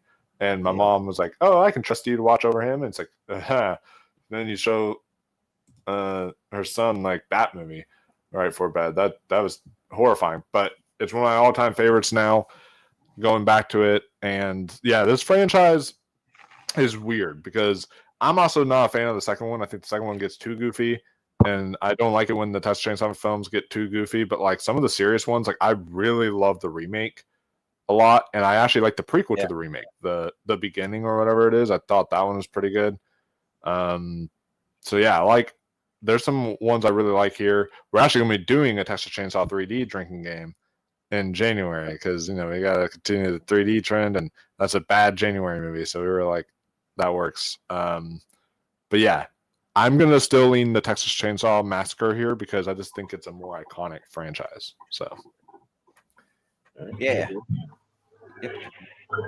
That's a bit of a tough one, actually. I think they both have decent installments. Bad installments. Rings wasn't very good. The Doctor was decent. Not by a lot. I'll go Leatherface for this round. All right, babe. Yeah, I've only shown you the first two, so this may be tricky for you. I don't like the Rings. Oh, she doesn't like the Rings. I don't like any of the Rings. None of them. Oh, so dang. I've watched them and I don't like them. So I've seen a couple of the Texas Chainsaw Massacre. He started showing them to me, and I actually liked them. That first one freaked you out a lot. Yeah. That one got to you. Yeah. But yeah, I'll get Texas Chainsaw here. All right. Cool. All right. There we go. All right. We got the Friday the 13th. Should be a heavy hitter here. And Critters, which technically has 5 because if you include the Critters Attack movie or whatever that was called fairly recently. So, Jordan. Yeah. So I mentioned that I watched a bunch from one franchise, and I had a ton of blind spots for Friday the 13th. And I watched 2, 3, and 4 is what I watched. So that's what I had enough time for, which I don't know why they call the fourth one the final chapter, because I mean, how many movies we get after that? But the movie, I guess, wouldn't be the last time they called one the final and it wasn't the final in the franchise. So. Yeah, right. And also, you see some. So, like, I think that the movies for me have gotten kind of better and better with every one. I mean, even the final chapter. I mean, at least you have Corey Feldman in there, and you have Crispin Glover in there, but like what I like about Friday the 13th, which I mean, you'd think I'd like it in Texas Chainsaw 2, but I mean, Friday the 13th, it's just like if you want to see just a good old fashioned slasher that's just like almost like. Not really from the point of view of Jason Voorhees, but also sometimes from the point of view. I mean, sometimes, but I mean, you kind of really get his story, and then he's just going around brutally killing people in like crazy ways, and it's really really fun, really interesting for a horror franchise, and yeah, like these just get better and better. I mean, I've heard there's some bad ones, but up until 4, they're all pretty good actually. So yeah, and I haven't seen any Critters movies, so those are a blind spot. So I'll vote Friday the 13th, and then I'll keep watching more and see what the bad one pops up. So. You're about to get to one. 5's pretty bad. Yeah. You Yeah. can watch our drinking game with that one. Wolf. Okay. Yeah. We've done quite a few. We did part 5. We did part 8. And part 3, 3D. So we'll have to do Jason X next. But it's fun. But you could definitely do a drinking game to it.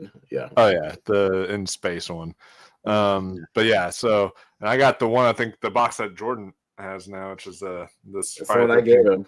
It's one I gave him because I have the Shout Factory set or the Screen Factory. Oh yeah. Set. Yeah. So, which is now out of print. Unfortunately, it was just announced that is now like completely gone and sold out and out of print. The Shout Factory release. Yeah. So, but the Critters films, they're fun. They're entertaining for what they are. But Friday the 13th, I love my boy Jason, and even some of the there are some that I just don't enjoy, like the 8th one and such. But but even some of the ones that aren't good, I still have fun with. I can still have fun with part 3. I can still have fun with part 5. Part 7, stuff like that, and Jason X, and like we talked about and stuff. Like, I can still have fun with these. Like, these are fun little guilty pleasure, even some of the bad ones. And my favorite is actually Friday the 13th Part 6. I think that one's like really great. But yeah, the Critters films, they just don't do it for me as much as Friday the 13th. So I'm gonna go Friday the 13th here. But one thing to add real quick is that like the Friday the 13th movies are consistent. You get like teenagers hanging out, they're having sex, you get some nudity, then you get like brutal kills, and like usually they're like going to some kind of camp. Usually, I mean, not everyone, but you know what you're gonna get when you watch one of these movies. You know what I mean? Yeah, right. So, exactly. Yeah. Part 6 though is the only one reliable. No nudity. What? And I'll skip that one. No, I'm just kidding. but JPO. Yes, they are consistently mediocre. Jason is easily my least favorite of the Hall of Famers. And I'm so ready to vote against him. Then you had to put him against Critters. So Jason, you live for now, you son of a bitch. Okay, Jason lives. Yeah. No, I mean, sorry, Rhonda, go. Sorry, I forgot. Yeah. I've seen a couple of the Critters movies, but I would vote for Friday the 13th because I've seen more of them, and I actually like Jason. He's pretty cool. Mm-hmm. Yeah. Mm-hmm. No, I've seen. What? Well, sorry to interrupt. I was going to say that it's also fun to see how he gets his mask from that like crazy person that's like doing pranks or whatever. Yeah. No, I mean, I've seen all the Critters movies. I have that exact box set signed by some of the cast members, so I have a fondness for at least the first 2. Yeah, 3 and 4 are a little rough, but they're fun for what they are. But yeah, I mean, I've seen all these Friday the 13th movies like a dozen times a piece. I could easily like put those movies on in like a marathon just in the background and have fun with them for what they are. And Jason's an icon, so I think it should go pretty far here. I'll go Friday the 13th. All right. Yeah. All right. We'll go down to Hatchet and the because we had a new one this year, the 28 franchise. So the 28 days, weeks, years franchise, and there's 4 Hatchet movies if you include Victor Crowley. So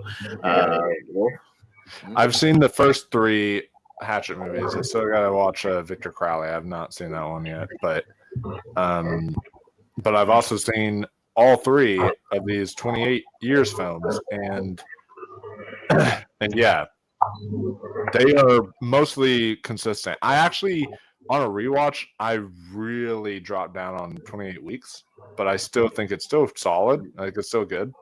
But I dropped down on it like way more than what I did when I first initially watched it.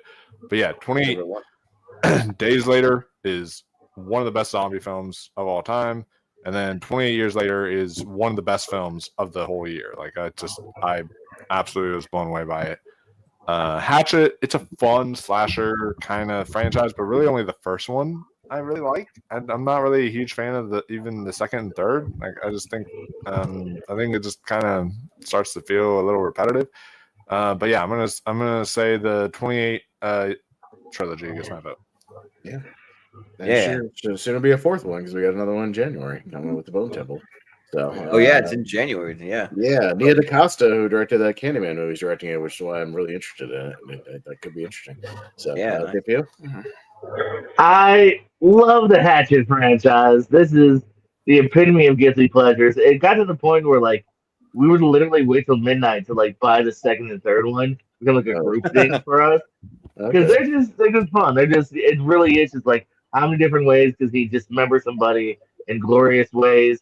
So it's a horror lover. So you get Tony Todd, Kane Hodder, Danielle Harris popping up. Q from Practical Jokers. Like the cast is always wacky. And yeah, I don't know. It's fun schlock. But 20 years franchise is a lot better. That first one's great. The sequel is actually a pretty decent sequel. It has several great moments in it, and the new one too I thought looked great. And I'm excited for the fourth one coming out soon. I'm glad that they fast tracked it because they definitely didn't do that for 2 and 3. So I'll go 28 franchise. But yeah, Hatchet's fun. It's just going to have slashery, gory fun. Mm-hmm. Yeah. Mm-hmm. Well, Hatchet sounds fun. I haven't seen any of them, but I have seen all the 28 movies, and I love every one of them. So 28 gets my vote. Yeah. Yeah, no, Well, I've seen the Hatchet ones. We haven't gotten to that franchise yet, but maybe someday. It's for like hardcore horror fans. Yeah, it is kind of about the kills and the cameos and whatnot. They're fun for what they are. But yeah, the highs of the 28 franchise are just so much higher than even the highs of the Hatchet for me. Because 28 Days is an all timer. I love Weeks. I think that movie's a lot of fun. And yeah, Years was great too. And I'm looking forward to the Bone Temple. So again, the consistency, I'll go with that. So 28. Jordan. So I have not seen any Hatchet movies, but they look kind of interesting though. They're ones I kind of want to check out. But and this will be something for another like episode of something because I don't want to go on and on too long. But I'll say I love the first 28 Days Later. I think that is like nearly like a masterpiece for like zombie movies. That legitimately terrified me when I first saw it. Like it was like really scary, and I don't get scared very easily by very many movies. And then 28 Weeks Later was awesome too. Like I really like that, especially that like opening scene. I love Robert Carlyle in it, and then what's his name? Now I'm having a brain fart. Jeremy Renner. He's good in it too, and yeah, I think that's a cool little sequel. Now 28 years later, I don't like that movie. I think that it has a lot of weird, just random, all over the place things happening. You don't like Monster Dong. We know you don't love the dong. yeah, right. well, there's things that there's things that are in that movie that are like all-time great scenes. Like, oh my gosh, that like bridge scene when we're running across, and like there's like so many like different scenes, but then there's some like weird crap in there that I'm like, what are we doing? Putting all these weird kind of like splices from other movies and like old like war footage or war. I don't even know what they're even putting in there. Weird music at weird times and weird decisions that some of the characters make, and I'm just like, this movie is like just too all over the place. I don't think I like it. So yeah, so there's that. But I'll still watch the Bone Temple and like see how it all plays out and all that. So and if they ever do another one, but I'll still probably have to go years later because the first two are awesome. So all right. We got the George Romero of the Dead series. So go to that, and then the Thing franchise. So the Of the Dead obviously includes all the Romero movies. So yes. Night, Dawn, Day, Diary, Land, Survival, and then I guess you would include the remake of Night of the Living Dead, the remake of Dawn of the Dead, all the Of the Dead movies in there. And then the Thing has 3. You got the original Thing from Another World, you got the John Carpenter movie, and then that prequel with Mary Elizabeth Winstead. So there you go. So JPO, lot to brainstorm over this one. But what you got? Huh? Yeah, no, and it's another one of those kind of odd numbered ones too, where it's like 8 films, 9 or 10 films versus 3. You know, if you include even like they've made some weird like Day of the Dead in name only. Sort of oh yeah. One has Nick Cannon and like it's And then the Cannon one has Ving Rhames, but at first I thought it was like, oh, like the Dawn and it's scene, not Ving Rhames is connected. alive, It's not. No, and it's not absolutely not. connected. It's a totally different human No. being. Yeah. So which is even weirder. I'll go The Thing just because I think that first, or I guess technically in this timeline or overall discussion, the second one is an all timer, and I do like the reboot. I think if like there was no thing from the '80s, like I think people would have really liked that third one, but instead, just kind of a bit of a retread with some CGI. But I think it mostly works actually to a degree. Just maybe a slightly a retreaded sequel. But yeah, and I like the Dawn or the Dead's ones, but I'm so high on the other Thing, way more than any Dead, that I'll go Thing. Okay. Yeah. Rhonda. Huh? I would probably go The Thing because I've seen that one, and I've seen some of the Dead. I showed you the original Dawn of the Dead, and you've seen the remake, and you've seen Day. I think that's all you've seen out of that series. I think. What I'm trying to remember. The Thing really freaked me out the first time I watched it with Pez, and I was like, "Oh my gosh!" But I actually liked it, and we went and watched it in the theater just recently. So I'm going with The Thing. The Thing. Fair enough. Yeah. My logic on this is, I like most of the Romero Dead movies. They get a little rough with like Survival and Diary, but I still think they have their moments. But my logic is, I have 2 of those movies are in my like 128, the original Dawn and the remake of Dawn, and then The Thing is, but like neither the prequel or the original movie are. And then I still enjoy most of the Dead movies. So again, I think they're pretty consistent. Mostly so, and I think there's still some of the more iconic zombie movies. So I'm going to go as a franchise. I'm going to go the Dead movies.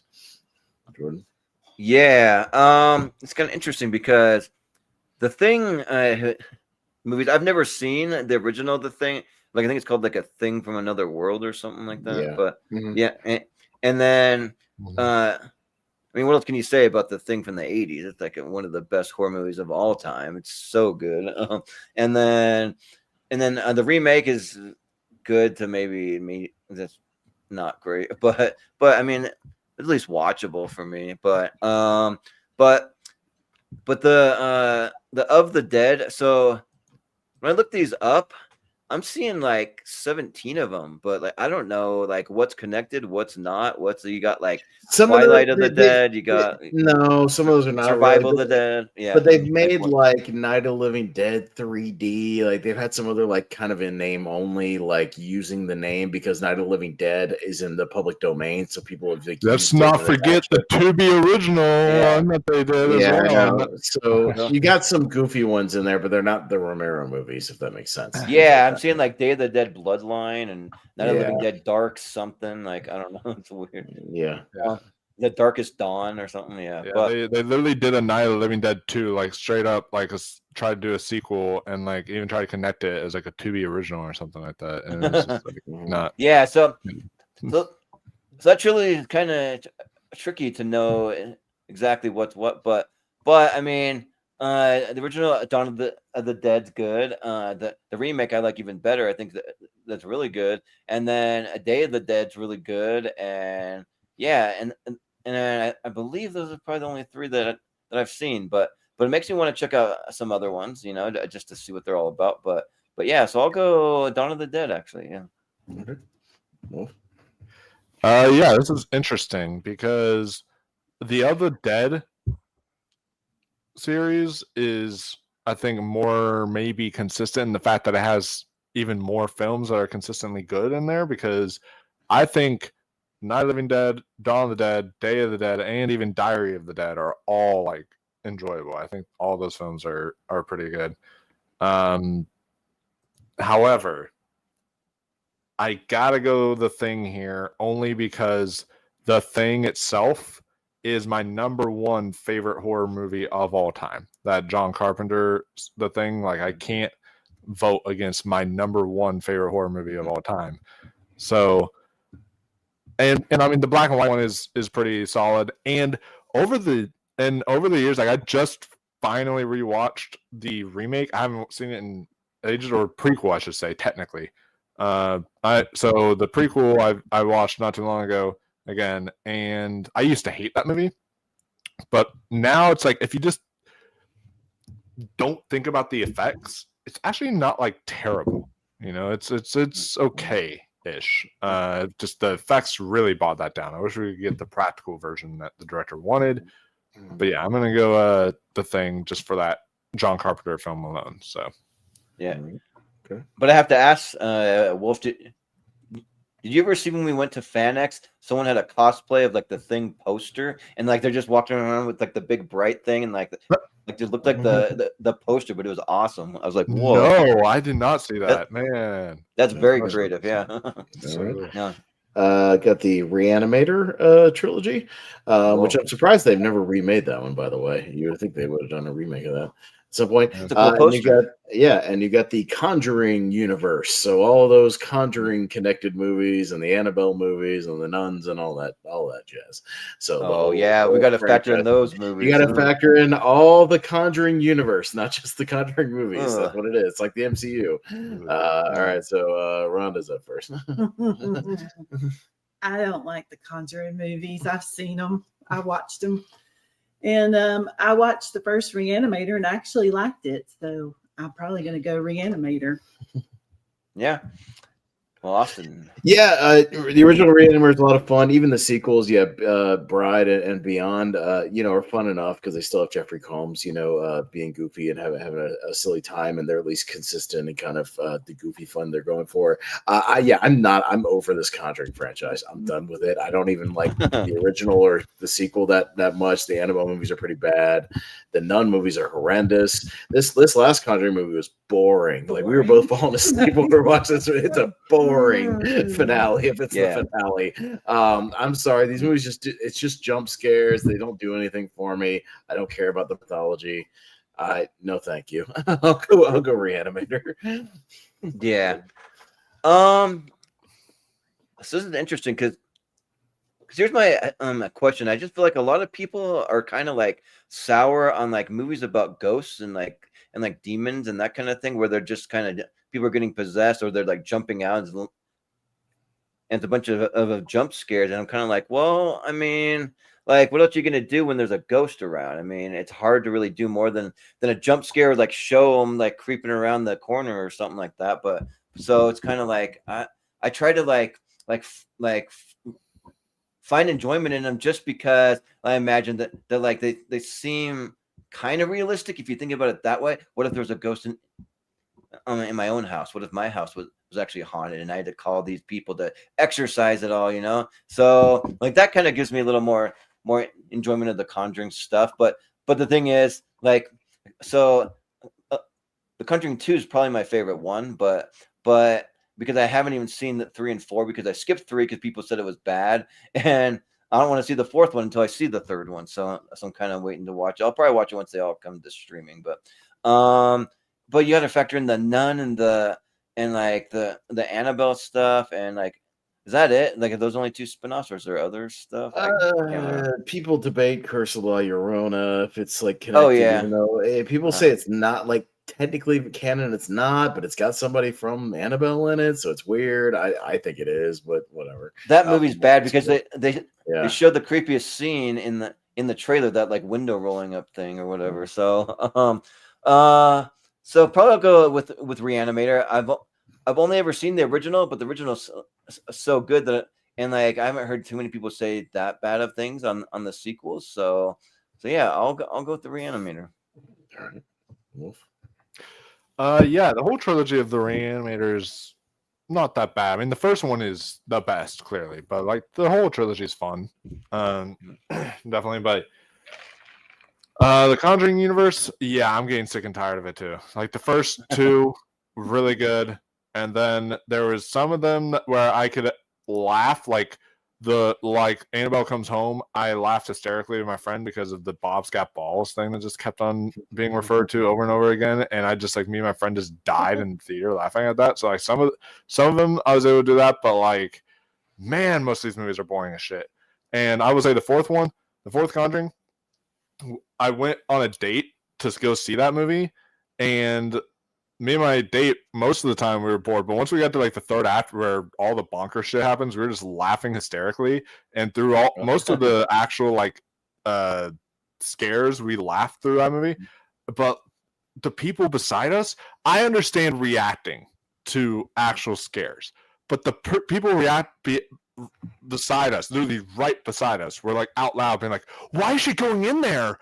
What is she doing?" Like out loud and everything. I was just like, "Oh my god, lady!" I even told them to be quiet. They were just like acting like super scared about every single thing. And it's like, "Geez, okay, we get it." Well, that's only fun if it's a really horrible bad movie. Then you can just have fun with people doing that. yeah. It's just like, but whenever it's something like this, like no, it's just I'm sorry, and they said it was the last film, but we're not leaving the Warrens anytime soon because they just announced a Conjuring TV series is in the works series for HBO Max now. So there's going to be even more of this garbage coming. So I'm shocked how much money that movie made. I'm shocked. I'm shocked too. Jeez. Yeah. I'm gonna go Reanimator though here because it's far superior. All right. Yeah. JPO. I like the Conjuring films. Yeah. I did the like first some of two are them. great.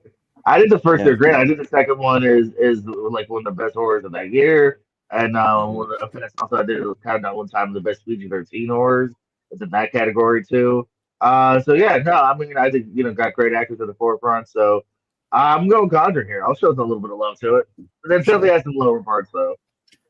Yeah, my mind might change, like maybe when I see the other two, but maybe not. I don't know. But Jordan, this last movie, I shit you not, it takes an hour and a half for the Warrens to get involved with the main family. An hour and a half. It takes four. These movies are way too goddamn long. They're like 2 hours and 15 minutes. Too damn long. It takes forever to get going, dude. We'll go watch. Forever. Go watch Chris Scott's review. He actually put it on our channel now, and then it's a 5 out of 5 plus. Like everything he sees. Yeah. Of course. Uh-huh. All right. Got the Ghostbusters franchise and the Evil Dead franchise. I know it's a trilogy, but obviously the franchise. So the Ghostbusters, you obviously got the first two, you got the all ladies one, and then the two most recent ones, and then Evil Dead. You of course got the Bruce Campbell trilogy. You got the remake, and then Evil Dead Rise. So we got 5 movies in there, and we're getting another one next year, which I'm looking forward to. So, what's that one called again? It's got a good title. It's like Evil Dead. What's another one called? Evil Dead Burn or something like that. Evil Dead Burn. Yeah, another one-word one. Yeah. Yeah, but that's a cool title. I can dig it. So cool. all right, yeah, it's on me. Yeah, again, Ghostbusters. I like those first movies quite a bit. The last two are watchable, decent. Female one's bad, but man, I think Evil Dead might be still the only franchise that's like kind of a perfect franchise at this point. I think all 5 are great, and there's some all-timers in there. And if you want consistency in your franchise, I think you don't have a bad movie here. So I think it'll be a favorite to go pretty far here. I'm going to go Evil Dead. Yeah. Now, I was just trying to look up. Was there any kind of trailer released, like a teaser for Evil Dead Burn? Because I'm seeing something, but I don't know if it's fan made. That's probably fan made. Yeah. No, like that poster just came out. Yeah, no, there's no trailer. Okay. They're still filming. It looks like they might have some of like they have some images. I don't know if they have like a cast list yet. I don't think so.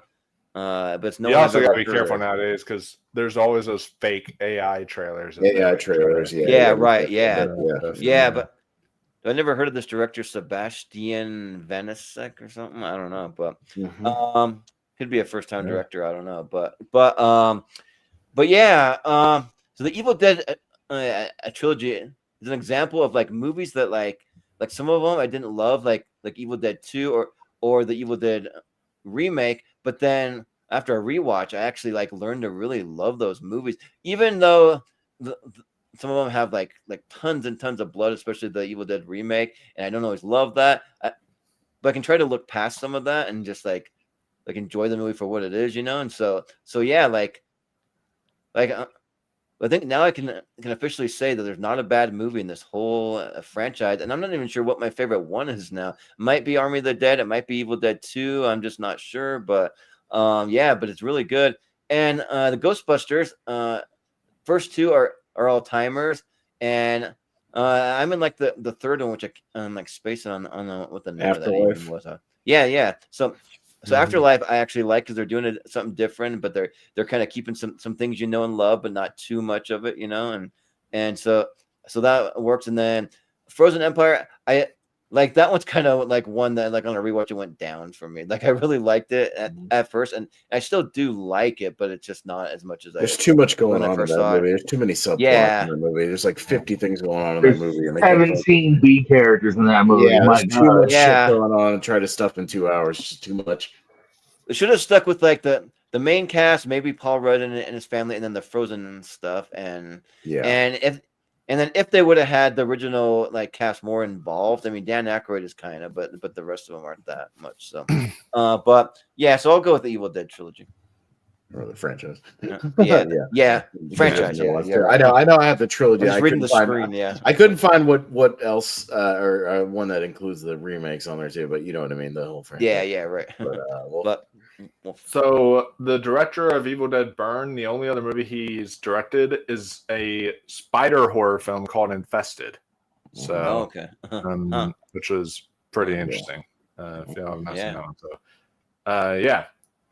In terms of this, Evil Dead is the most consistent franchise because I know we're not including TV here, but also if you look at just all all 5 movies plus Ash versus Evil Dead, the TV series. And if you also include, I know we aren't including video games here, but also the video game was just as good too. It's like, what is going on? Why is Evil Dead everything just so good? It's like the game is good, the show's amazing, and then the movies are amazing. Like it's just Evil Dead is not cursed at all. It's like a blessed. I don't know what it is. But Ghostbusters. I'm only really big on the first film. And Afterlife I liked, but I'm not huge on this franchise.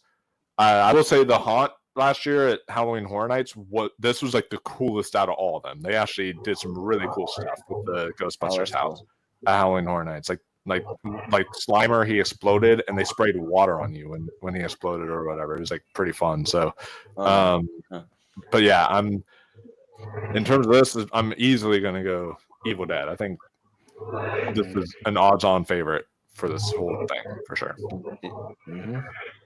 But yeah, that's why I had to include Ash on the thumbnail, the Mount Rushmore guys, because there's not really a bad Evil Dead movie. So I think that he's one of the iconic horror characters in my mind. So yeah, but JPO. Yeah, this one was a hard one at first because I mean the Ghostbusters high, I think it's pretty high. I love that first one, and I really like the first newer one with Jason Reitman because you just felt that the heart was there, and they actually gave like a good way to get like the old people, the new people, and that last one was so bloated. I mean, Pan Oswalt, Kumail, the nerdy British guy, the funny Asian friend, the other love interest. Oh, we gotta still have Dan Aykroyd and Ernie in it. Oh, here's Bill Murray. Romantic ghost relationship. There's all that, yeah. Literally, Bill Murray shows him and goes, "Now you put me in the trailer." Like, and you guys made a really good point too of just saying, like, oh yeah, it's true. When you think about Evil Dead, like, there's not a single movie I'm not giving a thumbs up to. And they've been able to even kind of cross genres. So yeah, if paper go against Ghostbusters, I'll go Evil Dead. Something more horror, straight horror. Yeah. Yeah, but as the overall franchise, it might be a heavy contender. Yeah. No, I think it could be. So yeah. I've seen the Ghostbusters movies, like 1 and 2, but I like the Evil Dead because I've seen all of them except for Evil Dead Rise. I haven't seen that one yet. But yeah, I think Evil Dead is really good. I mean, I like Bruce Campbell. He's great in those movies. He's awesome. All right. Yeah. Evil Dead. Sweep it. Evil Dead. All right. We'll go to the Sleepaway Camp franchise and the Hannibal Lecter franchise. So that includes Manhunter, Silence of the Lambs, Hannibal, Red Dragon, Hannibal Rising. So even which people forget about that weird prequel. But anyways, yeah, Hannibal Lecter versus Sleepaway Camp, which has 4 films as well, and I think they're going to do a remake at some point. So, yeah, Jordan. Yeah, I wanted to look up. Yeah, I remember hearing something about a director was attached to Sleepaway Camp. Was it like Jason Bateman or something? I don't know. I don't know. But I was just looking it up. Remake. But yeah. I don't know. I'm gonna have to do some digging to find it. But yeah, they're both really good but like totally different, like the way that they are because my style of slashers is like this campy, like doing some like funny, cheesy kind of like Sleepaway Camp does, and like it's just like really good and really fun, and like, but it also has a shocking ending too, which is like maybe not as shocking nowadays, but back then pretty shocking. And then Hannibal is really, really good too. For me though, because I've only seen the first of each one, so so that's all I can really judge it on.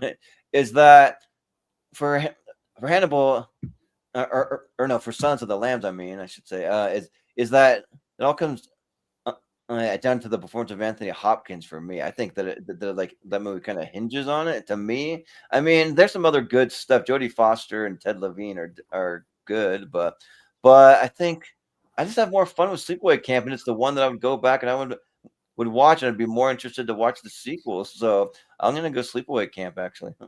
It looks like there might be a new one in works being produced by Kenan Thompson of all people.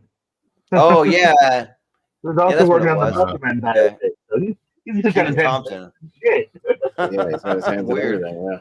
Yeah. Wolf. But yeah. So that first Sleepaway Camp, Felicia Rose, it's a classic. For a reason people were like it. I mean, I have fun with the second one to a degree too. I think the second one's really fun. The third one is bad enough for we gotta do like a drinking game to that one day. And I think that one's like worthy of doing some drinking game type stuff there. But Silence of the Lambs, really great movie, and like an all-timer, of course. And then I think even Red Dragon and Hannibal are like, I think most of this franchise, honestly, is not that bad. The only one that was actually terrible was Hannibal Rising, because they tried to make Hannibal Lecter into a samurai. Like, it's just like, what the fuck? Like, that's not Really? that's straight up. He's getting like samurai training and everything. Like, it's ridiculous. Whoa, like that's weird. It's just it's like, what even is this movie? It was terrible.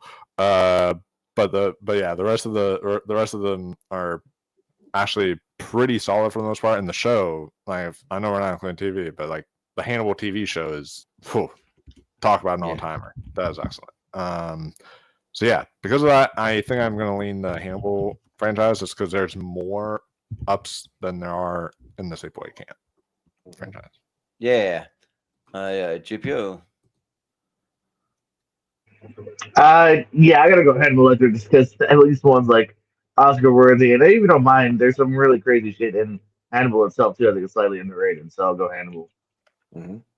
But yeah, what I read about Jason Bateman, he's gonna direct the next John Grisham, because we were looking at that for the like legal episode that we did. That John Grisham, the partner, he's attached to that, I guess. So, nice. But Rhonda.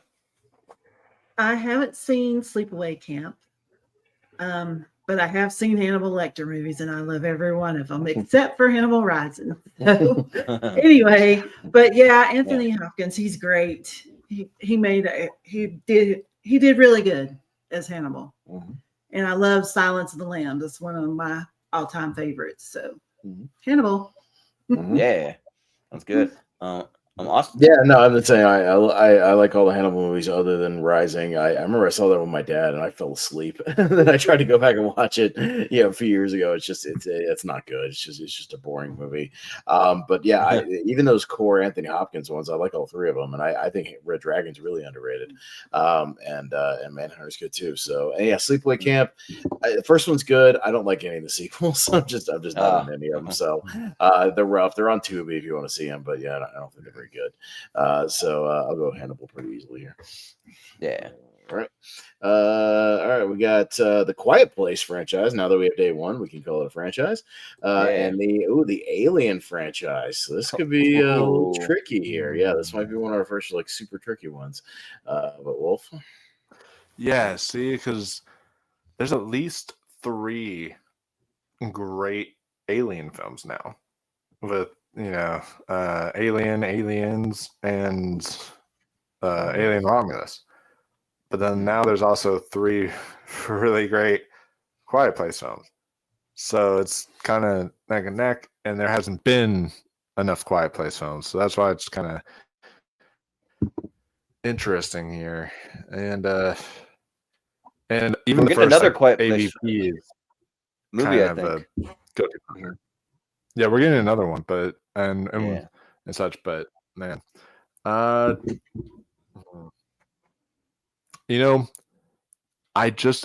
that A Quiet Place, because they haven't had there are some bad Alien movies in this franchise, and because they haven't actually had anything like that in Quiet Place yet, I might lean A Quiet Place here. Plus, I also was just extremely disappointed in the Alien Earth finale. So I'm just even more upset with Alien now after that. But yeah. Yeah. Okay. GPO. Yeah, no, it's a good race. I'm a big champion of the Quiet Place films. They've all worked pretty well so far. I really enjoyed even the last one here. Great tense moments here. Good leading actors and actresses. I'm gonna still sway towards Alien though. In this case, I'm just gonna kind of take the best 3 Aliens, which is the only 3 of Quiet Places, I guess, and say just because the first 2 are great and kind of masters in their own genre, and and we had the new one that was also really good, and I would maybe go back to maybe Romulus over maybe one of the Quiet Places. Maybe it's a tough one. I'll go Alien though. Yeah. Rhonda, what do you say? Dave, you can tell them about how I feel about it. Well, I mean, I don't like the face huggers. She hates face huggers. She thinks they're the God. creepiest things of all time. Even when we're watching Alien Earth, anytime there's a face hugger on screen, she tenses up. She freaks out. She thinks they're the grossest monsters in the history of movies. I just feel like they're when they stick. She's like, oh, they gotta stick that thing down your throat. It's gross.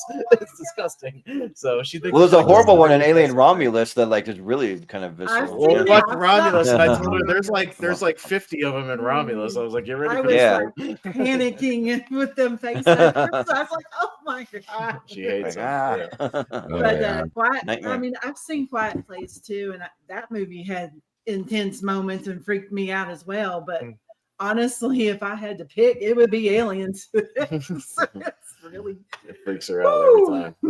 Yeah. And I've seen Alien Earth some, and I got disappointed in it. So yeah. Well, Austin. Yeah, I like the Quiet Place movies because I think there's decent, consistency with those. But if I'm being honest with myself, the fact that Aliens is my favorite movie of all time, Romulus was in my top 12 last year, Aliens an all-timer, and I only dislike one movie in the Alien franchise. I only dislike Alien Covenant. I'm a big defender of Prometheus. I defend Resurrection. And Alien you don't 3. like the I'll do the fingering line? Go on. Yeah. Jeez. I just that movie's so bad. But again, I've lived with the Alien movies a lot. I've gone back to them many, many, many times. They're just kind of ingrained in my brain. So I'll go with the Alien franchise overall. Yeah.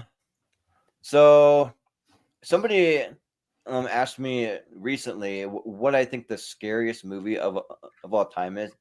And I had to really take some time to think about it, but because the scariest movie doesn't mean that's my favorite horror movie of all time, but but I think that there's two that are on this list, and one of them's the original Alien, like that movie, because I've always been just really freaked out, like this, like some kind of creature gets loose on the ship, and you have no idea where it's at, and it could pop out at any moment, and then you have like the ones that like burst out of your chest, and you have the face huggers and all that stuff. It's just like really scary to me. I don't know, like, but for years I almost didn't even think of it as like that of a straight up horror movie, but now I really do, and yeah, so there's that, and then maybe 28 Days Later. That's might be my other one that's on this list, but yeah, and for me, all of them are at least watchable in the Alien franchise, except there's only one that I have a hard time with, and that's not kind of like a loose one. It's like Alien versus Predator Requiem or whatever. So,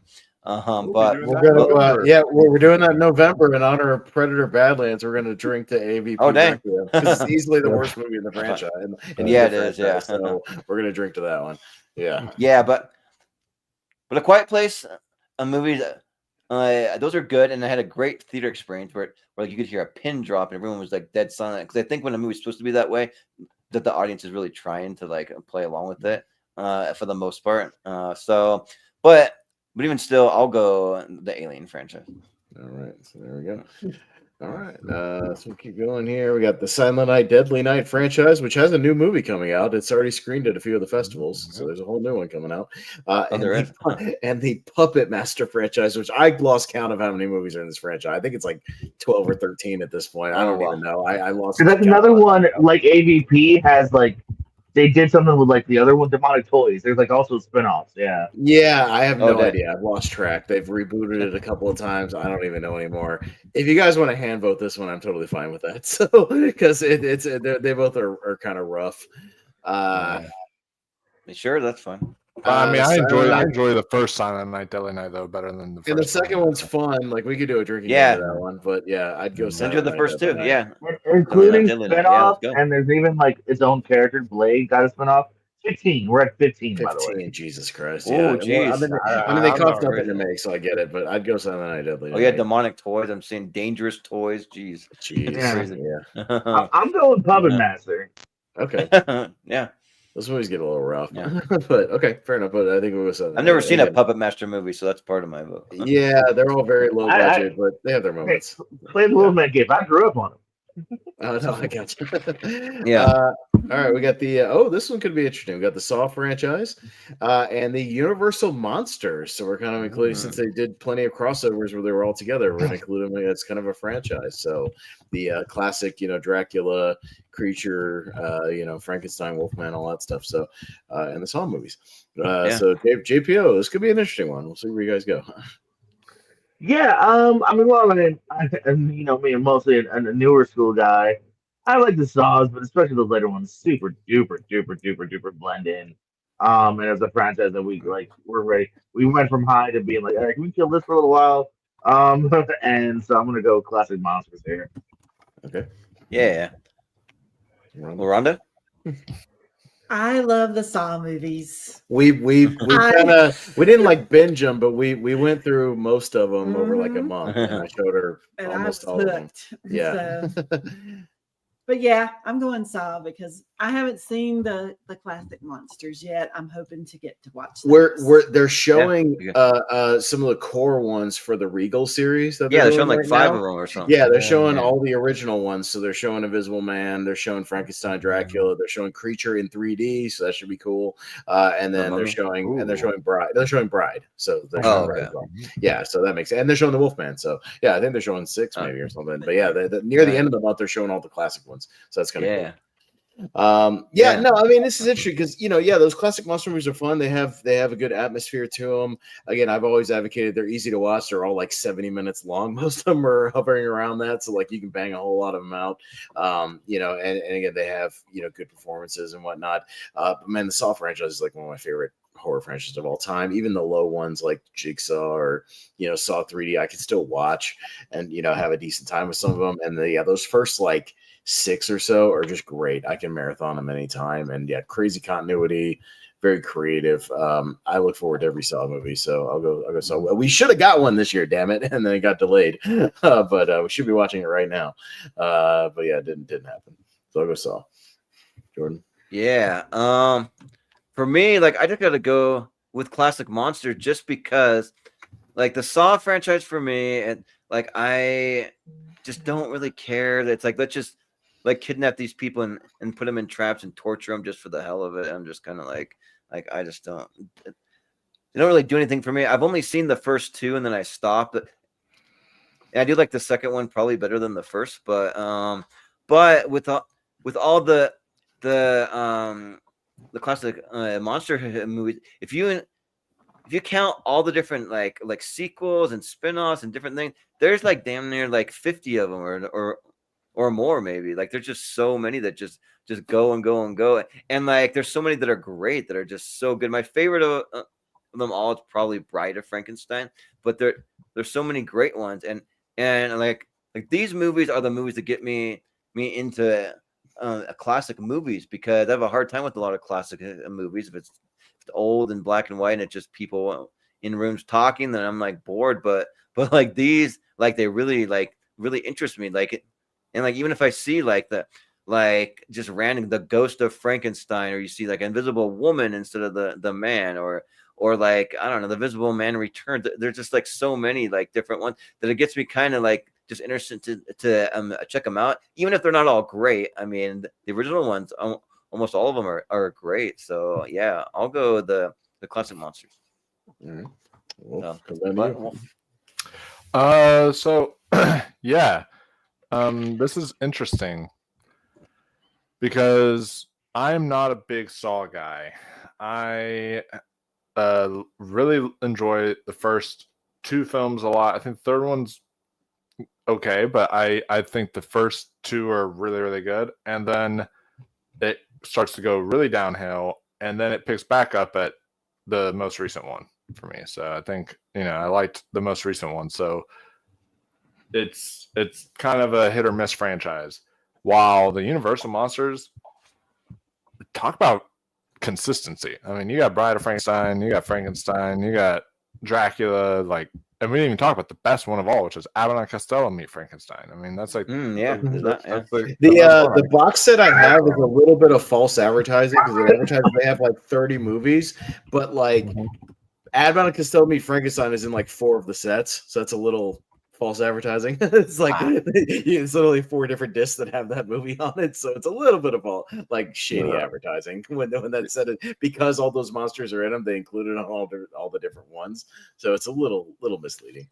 But yeah, just a little. But I mean, it's still a classic, and I love that movie to death, and I love all these movies. And yeah, they're kind of some of what helped shape me into a horror fan. And I'm even reading some of the classic books right now. I'm reading Dracula and Invisible Man. It's the spooky season, and such. So yeah, I'm gonna go classic monsters. Okay. But yeah, so technically we were supposed to get a Saw movie like last month, but but then it got canceled. So I don't know what's going on with the Saw. Now Blumhouse doing it scares me. It's in limbo. Yeah, so I don't know. I know What You Did Last Summer, which we just obviously got a recent legacy sequel to that, and then we've got the Predator film. So everything up to the Predator, because we haven't seen Badlands yet, but it includes Prey obviously, but we haven't seen Badlands yet. But Rhonda, you're first on this one. I'm going Predator because I know what you did last summer. I've seen those movies. So Predator. Yeah. Well, even the original I Know What You Did Last Summer, we rewatched it before this new one came out, and it was like kind of rough. It doesn't hold up as well. And yeah, Wolf and I unfortunately drank to that third one. That third one's god awful. God awful. So even the worst Predator movie is better than that movie. You know what I mean? So which is The Predator, the Shane Black one. And even then it has its moments, but most of the Predator movies I love. The original trilogy is great. Prey is great. And Badlands looks interesting. I'm not totally sold on it, but I'll go into it with an open mind. But we'll see what happens. But I trust Dan Trachtenberg, so I'll go Predator. Jordan. Yeah, I mean, I'm not a big fan of I Know What You Did Last Summer. The first one is good, but then the second one is not great, and then the third one's terrible, and then the new remake's not great either. And it's funny, like I can't remember if it was on stream or if it was off, but I tried to like question Chris Scott's 5 out of 5 plus review for I Know What You Did Last Summer, the remake, and Oh my god. He argued with me vehemently. He was arguing, getting pissed off at me. I'm just like, whatever. I'm not gonna do this. I don't think he believes that. Scream at me over. I don't think he believes that fours exist. I don't think he believes that. Yeah, there's a middle ground, man. So. That movie. Yeah, nobody thinks that movie's a 5. Yeah. But he was getting pissed off and really trying to defend it. I'm like, okay, whatever. So, but the Predator movies, I haven't seen all of them. I haven't seen The Predator, so but I've seen all the rest of them, and people keep telling me to check out Killer of Killers. So I guess I haven't seen that. So if that counts, I'm not sure if it does. But yeah, I got to catch up on that. I haven't watched it yet. The animated thing. Yeah, I've heard it's good. Yeah. I've heard really good things, and like they've been coming out with a lot of great TV and anime for like adults and stuff. So yeah, like I definitely want to go check it out. So yeah, I'll go with Predator. All right. But Wolf, what do you say? Yeah, I know what I did last summer, which was sitting in the theater and watching a shitty remake. That's what it was, and and drinking to an awful movie and doing all this stuff. Straight to DVD sequels. I'm not a fan. But Jordan, that third one does have some sites you might recognize in Utah. They filmed it in some of like Park City and stuff like that. Some of those scenes. Oh dang, yeah, you can recognize some of those in that movie. I recognize a lot of that. Yeah. I'm not a fan of I Know What You Did Last Summer. I mean, I think the first one's fun, but and entertaining to a degree, but yeah, guys can go see our drinking game. Also see the review I did for the remake, but was not a fan. Predator also doesn't have some good films in there either, like Shane Black's The Predator. Don't even get me started on that, and some other films in the franchise. But if you count Predators, Predator 2, fun guilty pleasure-ish kind of deal, and then Prey and the new one, Killer of Killers, like that's 5 enjoyable movies right there already. So I mean, yeah, it's got way more consistency to it. So I'm gonna honestly it might be more consistent, especially if the new one comes out and is as good as like Prey and such. We don't know yet, but if it's as good, then we might honestly be able to argue that Predator is more consistent than the Alien franchise. Just saying. In terms of consistent movies. Maybe, but, yeah. We'll see. Yeah. Predator gets my vote. All right. But so now, I don't want to just like sit and make fun of Chris Scott, but I'm almost tempted, like I will. Like for the end of the episode, we just play his review of I Know What You Did Last Summer, and we do a live reaction to it. Might be kind of mean spirited. Kind of. I'm good, but we're already running long. No thanks. Yeah, right. This one bums me out a little bit because I have a lot of love for those first 2 summer movies, 90s horror kids. So they worked for me in the right time frame. And even the second one has a really weird Jack Black moments and some good kills. But yeah, the third one is direct DVD trash that also becomes a zombie movie if you've seen it. Weirdly. Yeah. And then that last one, I think I'm liking that last one more, as liking it less as time goes on, because it is plot holes and decisions I don't like and bad dialogue and annoying hot people. So yeah, I guess if we're gonna go Predator, because also too, just that first Predator is a fucking banger. I love Arnold, and then even like Predators is probably better than most of the summer. So yeah. All right. But that needs to be the tagline on it for I Know What You Did Last Summer. The remake, like hot people and annoying dialogue. Yeah. Oh god, it's so trashy. Yeah. We've got the Fly franchise and the Insidious franchise. So 5 movies apiece as of right now, I believe. So for each, because you got 3 old Fly movies and then the Goldblum and the Eric Stoltz, and then 5 of those Insidious. I think we're getting a 6th one, I would imagine, because those movies make money. Say what you will about it. Even though it was literally advertised the last one, the Red Door. And then There's never the last right. one. Well, you know that in a horror movie. Come on. Never. I'm not a big fan of the Insidious movies. Again, I think they've kind of milked this franchise a little too much. Like, how many times can we go into the further? I don't care at this point. Yeah. That last one was kind of bad. Again, it's kind of relying on like heavy, just loud jump scares and startling moments. It has its moments. The Fly, like the original one is with Vincent Price, is kind of fun, old school sci-fi. The sequels are whatever, but I love the Goldblum one. That's an all-timer, and even The Fly 2 I defend and have a good time with. So I don't know. I've enjoyed probably more of The Fly overall, but I don't think it'll go super far, but I'll go with The Fly. Yeah. It's interesting because, like, if you know me, the first Insidious is my favorite horror movie of all time, like ever made. Like, I think it's just so creative and it's just so, like, when they introduced the further, you see him going through just like trying to save his son and like just like you're on a journey with him and he's going across all these crazy things. You see like the lipstick face or whatever they call the like demon with the red face. That thing gave me nightmares for a long time. And he's like sharpening his claws in like a jail cell, and then he's like trying to come out and like possess the spirits of the living. And then you have scenes with Lynn Shay, like she's awesome in it, and like when she puts on the gas mask and she's like just going crazy, and you have some comic relief in there with the two kind of like almost like the Lee Wanell and the other guy, the henchman kind of guys or whatever, and like it just works for me on every level. But then like this whole franchise just went in the toilet, like just after that first one. I know a lot of people say they kind of like the second one. I don't, because they made the sequel about the wrong thing, like the thing that like was like the stupidest part of the first one to me, that old man dressed as a woman or whatever it is. But so it's hard because the first Fly movie is an incredible movie, and then you have The Fly 2, which I saw very recently, which is fun at least. I mean, it's not like bad. There's some good body horror still, and like the dog stuff that you see in there and stuff. So it's tough, and probably just because there's so many bad ones in Insidious, I can't vote. Even if it's my favorite horror movie of all time, I gotta go with The Fly. So, but Wolf, what do you say?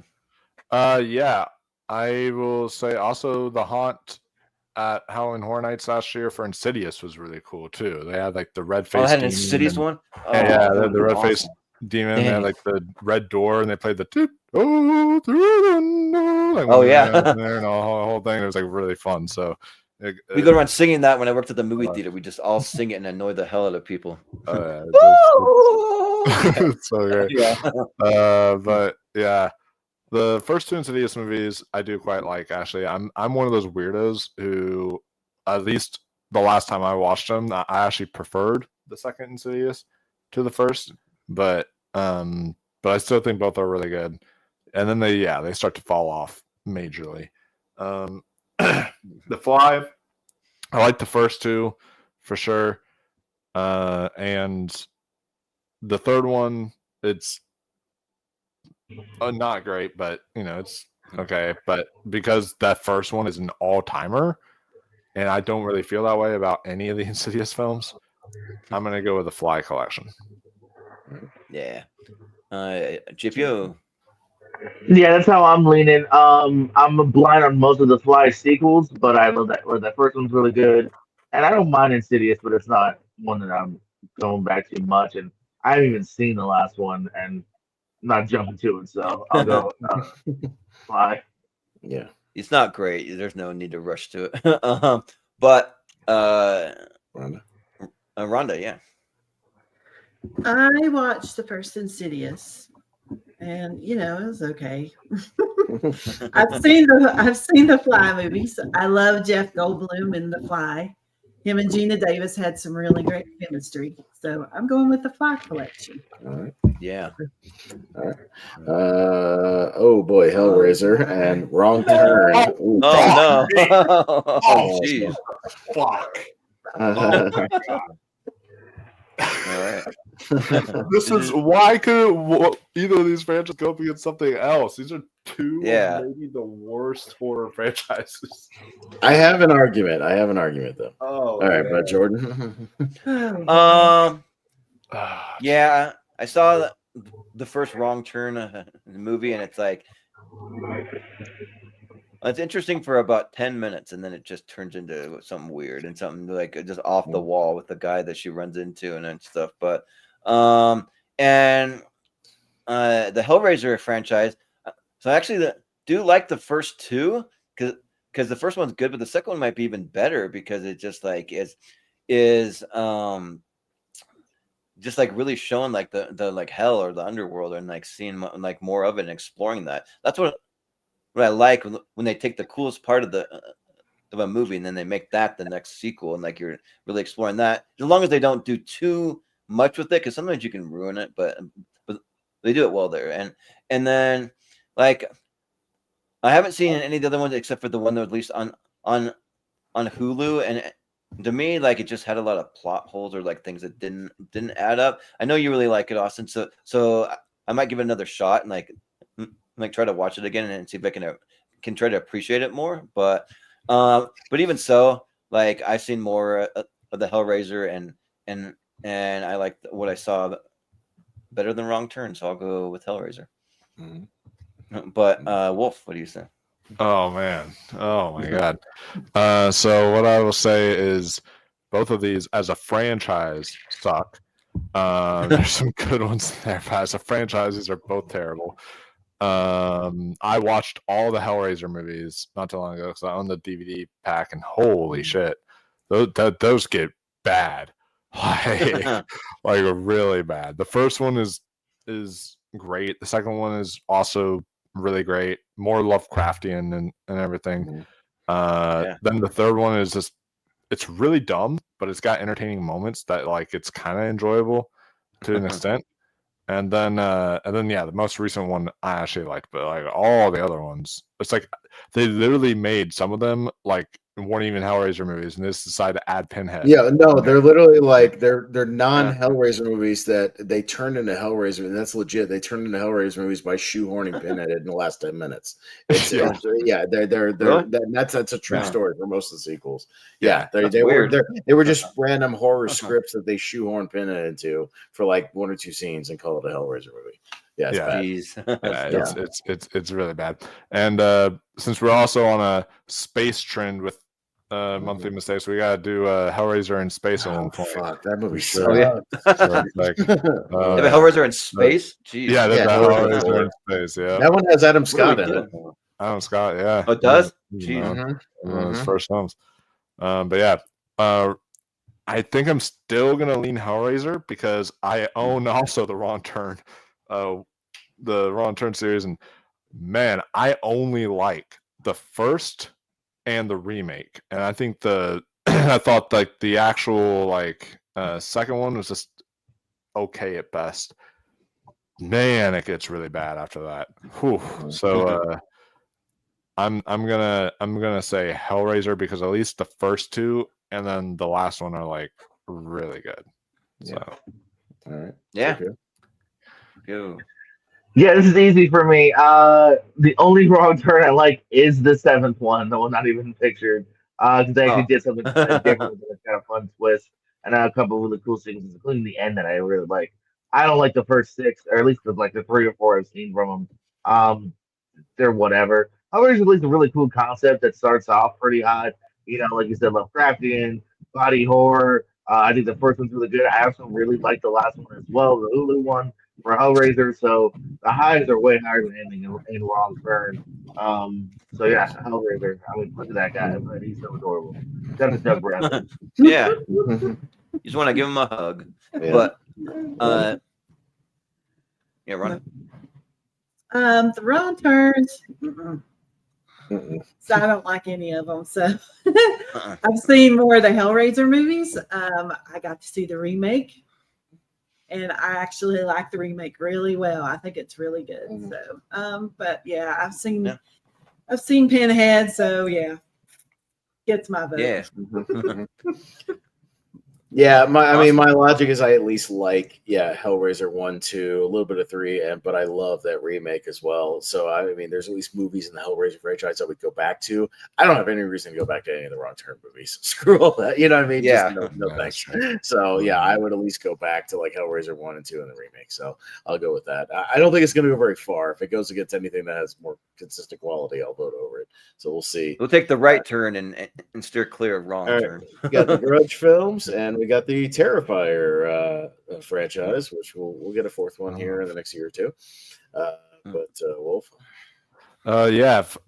man, for whatever reason, I can't explain it. That our Grudge 2020 drinking game is like the most viewed on the channel. It's got like 1.3 thousand views or something, or something along those lines. It's like crazy. It's like, why? That's like one of the boring movies ever. It's just like, okay. Like, I don't get it. But yeah, that's man, the Grudge films are not good. I don't like really any of them. I like bought the first 3 because they were at like Goodwill on DVD, and I was like, you know what?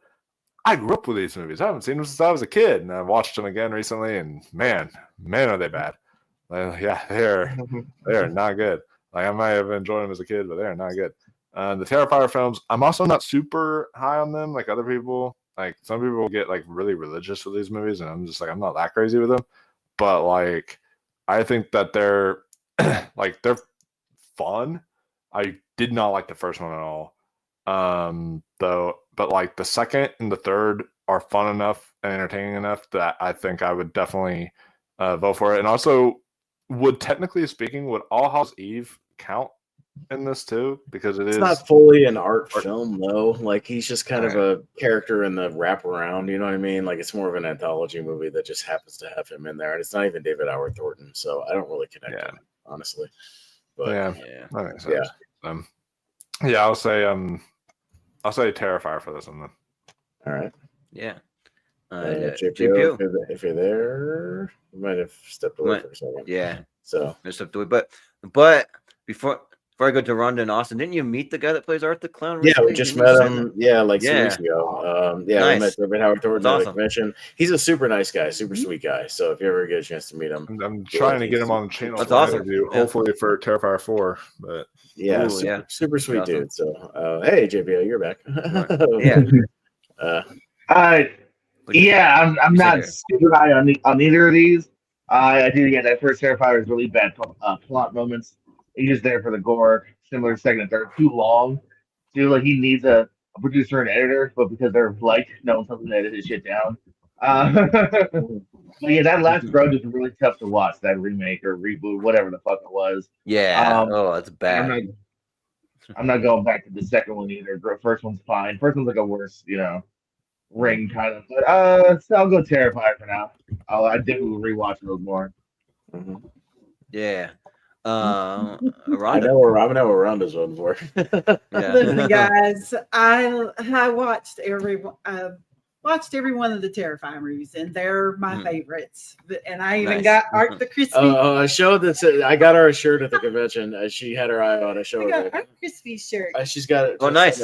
That's awesome. It's an Art Crispy cool. shirt. The breakfast cereal. The sequence of the second one. There it is. So, That's awesome. She's got 2 art shirts that I got her, and she loves art. She loves art. Yes, I mean the second cool one character. is my favorite. Second one's my favorite out of the 3. So, I mean, it was more of a story, with the girl, and everything. And it was great.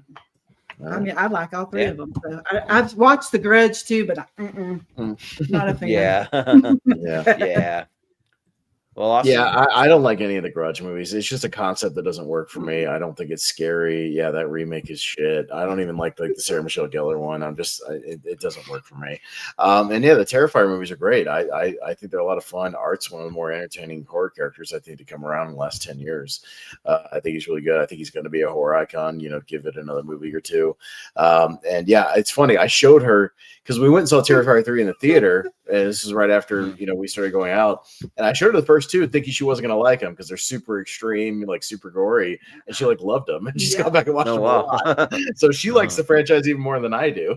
So that which is like the most surprising thing. It's like her favorite thing going. Terrifier 4 is like her most anticipated movie ever right now. So she's meeting the guy that played him, that was awesome. She was super nervous. Yeah, it's awesome. Oh, I couldn't even speak. I was like, man, I'm so jealous. I got to. The only coolest thing I got to do with Terrifier is interview Casey Hartnett, which was really cool. That's the girl who got the really brutal death in the second one with all the bleach and the salt and everything. That's who we got to interview. So, but yeah, he even signed my art picture I've got of him. She got a print the year before, and he signed the print. That's very exciting. But yeah, that's awesome. I just think he's in a league of his own. He's great. Yeah. Yeah. All right, Jordan. Well, not having seen any of the Terrifier movies, I haven't seen them, but I do think the way people kind of talk about Art the Clown and revere him, that it's probably going to become one of the classic horror, villain, just right up there with like Ghostface and Freddy Krueger and all those guys. Probably. He has a Halloween Horror Nights house this year. That's how you know you made it. I mean, yeah, right, exactly, yeah. So I mean, and the Grudge movies are bad. Like, funny enough, my favorite thing to ever come from The Grudge is when they spoofed it in the Scary Movie franchise, and it's like the kid coming down the staircase, and he's like Toyota, Suzuki, Mitsubishi, sashimi, and then he disappears. He's just saying car names. I'm like, what the frick? so yeah, like, but if that sequence is just better than the whole franchise, that's not saying much, because parts of it I do sort of appreciate in the first one, but not that much. So even not seeing Terrifier, I'll vote for Terrifier because I'll probably try to watch them soon. So yeah. All right. Well, they're all on my voodoo if you want to dig into them. So that's fun. Oh, nice. All right. Yeah, I mean, they are very gory. I know you don't like a lot of extreme gore. They're very gory. So we'll see how it goes. But at least the character is fun to watch. I'll say, even in the lead ups to the kills. You know what I mean? So like, right. He makes funny faces. He makes funny reactions. Yeah, right. He doesn't talk, and he's very entertaining. All right, so a few more. We'll try to speed through this because it is getting late. So let's keep our thoughts fairly brief. Let's go VHS and Phantasm. So VHS still going strong, and this might be a tough one. JPO, and if you're there, I know he's kind of. Right now. If not, we'll come back to him. But all right, I'll just quickly, I'm kind of in 50-50 either way. VHS. VHS. All right, fair enough. Rhonda? Yeah. I've only seen a few of the VHS movies. I don't think I've seen Phantasm, so I'm probably just going to go VHS. Yeah. Yeah, Phantasm is it has a decent continuity in mythology, but yeah, it's kind of hit or miss. I think even the best movie, which is probably the original or part 2, is still like not really all timers for me. But they're fun for what they are. I look forward to the VHS movies because I love horror anthologies, and I like the fact that we have a franchise that's like you get a horror anthology new one every year and showcases like all these new directors and everything. And the Safe Haven segment of VHS 2 is, I think, one of the great short movies of all time. So, I look forward to these movies. So I'll go VHS. Yeah. So it's kind of low key tough because like the Phantasm movies, for me, they just have a great concept. So it's like I don't even really care like that the movies are even great. It's just a little orb flying around and attacking people, and the people are going in like different dimensions, and like the music's always really good and all that. But so I've only seen, I think, like 4 of the VHS. I've seen like the first, or no, only 3, because I've seen the first 2 and I've seen 85. So only 3 of them. So but man, like that sequence that we've talked about before from VHS 2, where they're in like Indonesia or something like that, is one of the greatest horror segments I have ever seen. It just awesome. Just blows my mind away. Like how good that is. Like, I wish they would make something like that into a full blown movie, but like it's just. But I forgot who directed that. Was it the guy who did the Raid and the Raid 2? It's like I'm having a brain fart, but it's the guy who directed the Raid who did that. Oh, nice. Yeah. So but then it's also just fun to see all these different segments, and like some are good, and then some aren't. They're kind of hit and miss, but it's still fun to kind of just see what's going to pop up. For me, it's like the horror version of watching like a robot chicken or something like that, because you're like flipping through the channels to see what's gonna pop up next. Funny you should mention that, as the newest one has an Adult Swim segment, which is like, oh, it does. Oh, dang. So I want to try to see it, like probably all of them. So I'll probably go VHS. They're fun at least. So yeah. But Wolf, what do you say? Yeah, I'm currently going through all the VHS franchise right now, just kind of to do like a whole like franchise ranking. But I watched VHS Halloween, and that review will be up on the channel soon. But yeah, this franchise is pretty consistent. Like you're 8 movies in terms of like the overall movie being bad, you only have one bad one, which is Viral. It's like the rest of them are at least all good. I mean, there's some bad ones in there, bad segments in there, but like overall consistency wise, like they're pretty solid. And yeah, I agree. The one from VHS 2 is maybe the greatest horror short I've ever seen in my life, and like one of the most disturbing horror shorts I've ever seen.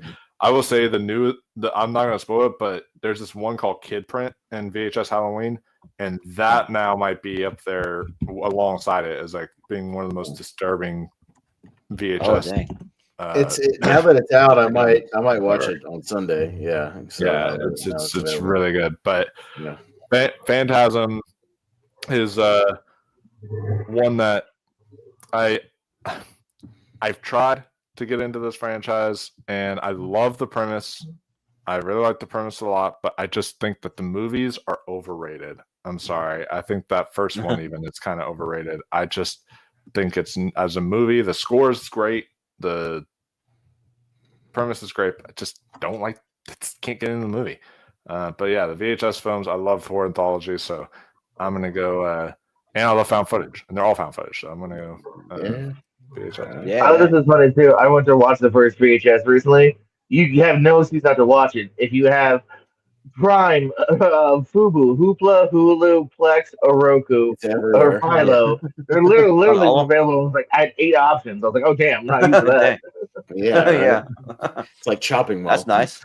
Yeah. All right, you got options, baby. All right, so we got another heavy hitter. We got Scream, there we go, and we got Blair Witch. You got obviously the original Book of Shadows and the third one that just called Blair Witch. I think we're all gonna pretty much go Scream though, right? Like for the most part. Yeah. I mean, I wore the freaking shirt. Come on. Yeah. Again, your best Blair Witch don't touch the worst Scream by a mile, in my opinion. Okay, fair enough. But I don't think there's a movie as bad as Book of Shadows anywhere in the Scream franchise for sure. No. Yeah. But I will say that when I saw the original Blair Witch Project, though, they really duped me. Like, I thought that was real footage of like people that they just like. They're not going to show people getting through on killed screen. I don't know. That's one of the scariest movies. I think even at 9, I was like, they're not theatrically releasing a snuff film. Yeah, right. No. I mean, I was having an argument or debate with somebody in our group chat of like, what is the best Scream in all of horror? Like the actual scream from a female character. And honestly, I think it is the girl in the Blair Witch Project. Like her scream at the end is like blood curdling good. Rhonda's only seen the first Scream, so we're gonna work our way through those. She's I did like it though. Yeah, no, she liked it. We just watched it in the theater again, so I'm gonna start working our way through that. So she's just missed the sequence. Hell yeah. Yeah, so we'll watch. We're probably gonna watch 2 on Sunday. That Scream from the Blair Witch will rival Samara Weaving. Samara Weaving has one of the best screams. Yeah, for sure. All right, so we're finally done. All right, there you go. That was the last one. All right, so speed round time. We're finally. I know it took a little while. Yeah, we got through it. Yeah. No, sorry, we went a little long tonight, but we had a lot of movies to consider. So now that we're done, we can hit the speed round. We'll whittle it down here, and we'll get it done. So here we go. Let's do it. I feel the need for speed. All right, we'll speed it up. Find a horror movie speed round clip. I know, I didn't think of anything. So, all right, guys, you know how it works. Just give me those quick votes. All the movies to Scream for. Just put it through. Just put it through. Where no one's gonna vote.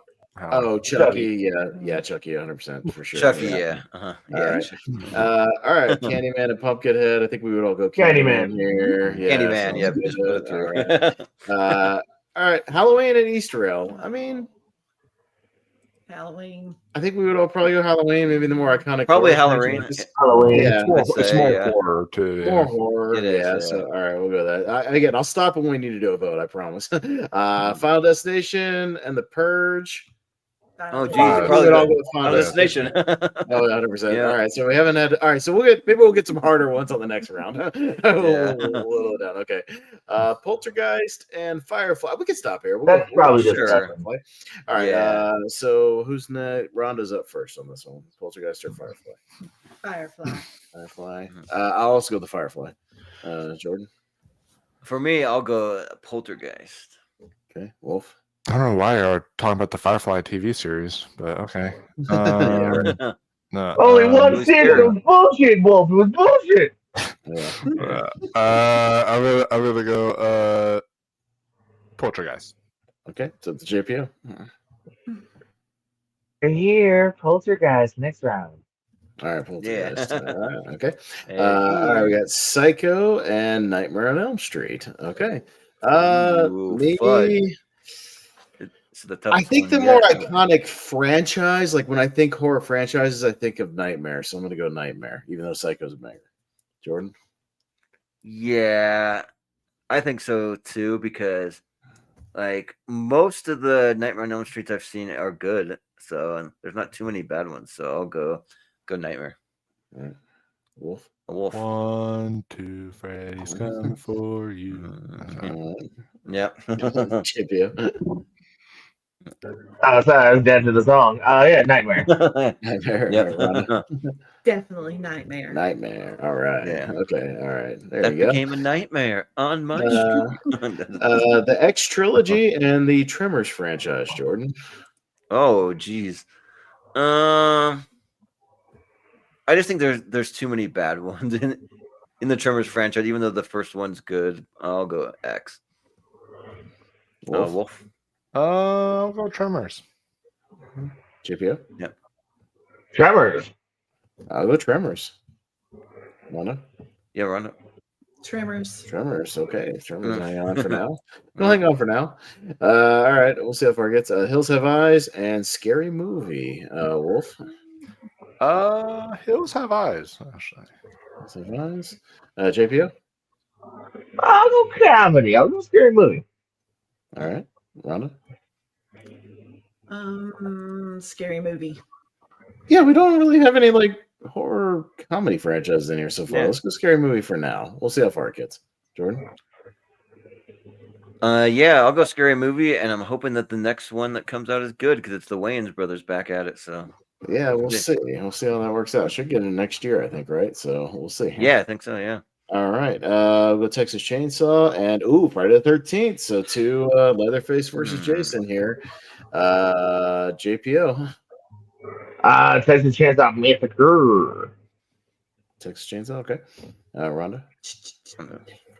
Jason. She's going. Yeah. Okay. Yeah. I'll go with consistency. I'll go Friday the 13th. You know what you're getting with that franchise with most of those. Jordan. Yeah, I mean, I haven't gotten to the bad ones yet, so what I've seen is great. I'll go Friday the 13th. All right, Wolf. Yeah, I'm gonna make mommy proud and go Friday the 13th. Do what mommy tells you and vote for Friday the 13th. That's right. Yeah. All right. Jason rolling through. 28 and The Thing. Okay. Rhonda. 28. 28. Yeah, I'll go 28 because at least all three of those are bangers for me. Jordan. To me, I think there's two bangers and only one banger on The Thing, so I'll go 28. Okay. Wolf. Yeah, I'll go 28 in this case. All right, JPO. I'll just love The Thing. Okay, sure, fair enough. But 28 will hang on for now. We'll go Reanimator and Evil Dead. I think we'll go Evil Dead here, right? Since you're pretty much all. I think so. Yeah. Yeah. All right, we probably go with that. All right, fair enough. Hannibal and Alien. Me, I'll go. Ooh. It's close. I'll go Alien just by a little bit. Jordan. For me, it's easy. I'll go Alien. Okay. Wolf. Yeah, I think I think I'd go Alien too. Okay, JPO. Alien. Alien, Rana. Yeah. Well, that scared me more, Alien. Oh, yeah, she hates those face huggers. They Yeah. scare the shit out of her. Yeah. They scare these shit out. They scare her more than the Xenomorphs. I mean, yeah, but face Hannibal will hug your face and eat it, though. So you know what I'm yeah, saying? he'll eat your face as well. Yeah, he'll latch himself onto your face and eat it right off. Those Yeah. movies scare me too. So yeah. Right. Oh, Silent Night, Deadly Night, Classic Monsters. So Classic Monsters. Okay, good. Classic All right, Monsters. Yeah. fantastic. Yeah, Silent Night, Deadly Night got a pass. Going against Brooklyn. All right, fair enough. Predator and the Fly. All right. Ooh. So, okay. Jordan. I think that there's just more good movies in the Predator franchise. So Predator. All right, Wolf. I'm going more off the logic here that I think Predator feels more action than horror, while The Fly feels more horror-ish. So I think I'm going to go with because that original movie especially. So I'm going to go with The Fly collection. Well, it's not the original movie. That's a remake, you guys. Well, The original remake. has Vincent Price from the 50s. Yeah, You guys are saying yeah. this original. It's the fucking remake that y'all are talking about. Yeah. I'm just saying. All right, but anyways. No, fair enough, though. Jay, for you? Predator. Rhonda? The Fly. I'll go Predator, but I'll vote more horror-oriented when we go further, probably. But I'll go Predator for now. Yeah. All right. Hellraiser and Terrifier. So Pinhead versus Art. Wolf? Wow. I never thought I'd do this, but I'll go Hellraiser because it's just more. I enjoy those ones more than the Terrifiers. At least the good ones. Okay. Yeah. JPO? Hellraiser. Rhonda? Terrifier. At this point, Terrifier is more consistent. I'm going to go Terrifier. Jordan? Well, I haven't seen any of the Terrifier movies, so I got to go Hellraiser. Oh, sorry. She was Terrifier. Yeah. Terrifier's never going to catch a break in these tournaments. I'm sorry, man. No. Sorry, man. All right. Maybe maybe after the fourth one comes out, if it's really good. VHS and Scream. JPO? Scream. Rhonda? Scream. Okay. I'll probably go Scream for this one, but I do enjoy the VHS films. They're fun. Yeah, Jordan? What's your favorite scary movie? Let's go Scream. All right, Wolf. The one that made me fall in love with horror, Scream. Scream. Yeah. All right, so Scream rolling on. Okay. All right. I think we'll get some really tougher matchups this time. We'll have to vote on most of these. So, all right, now that we're getting down to it, but I think the winners of these will be in the Elite Eight. So I'll try to write these down, Jordan, and get a. Oh yeah, yeah. So all right, we're going to see what goes to the Elite Eight here. At least I think we are. Yeah, 64, 32, 60. Oh yeah, the Elite Eight of all these. So Chucky versus Candyman. Rhonda. This is hard. Yeah. I like Candyman. I like Chucky too, but nope, I'm going Candyman. Candyman. Again, I'm going with the logic of the bigger like franchise. I'm gonna go with Chucky. Jordan. Yeah, if we're going overall franchise, and I don't know, like it depends what day it is, but I mean, you can ask me tomorrow, but I'll go Chucky. Wolf. Well, I can say I've already been a Candyman, getting kind of fat on some Halloween candy, but I'm gonna go show some ginger love there and say Chucky. Chucky, all right, and JPO. Yeah, I used to have a crush on a ginger named Marissa back in the day. That's a true story. So Chucky. Chucky, okay.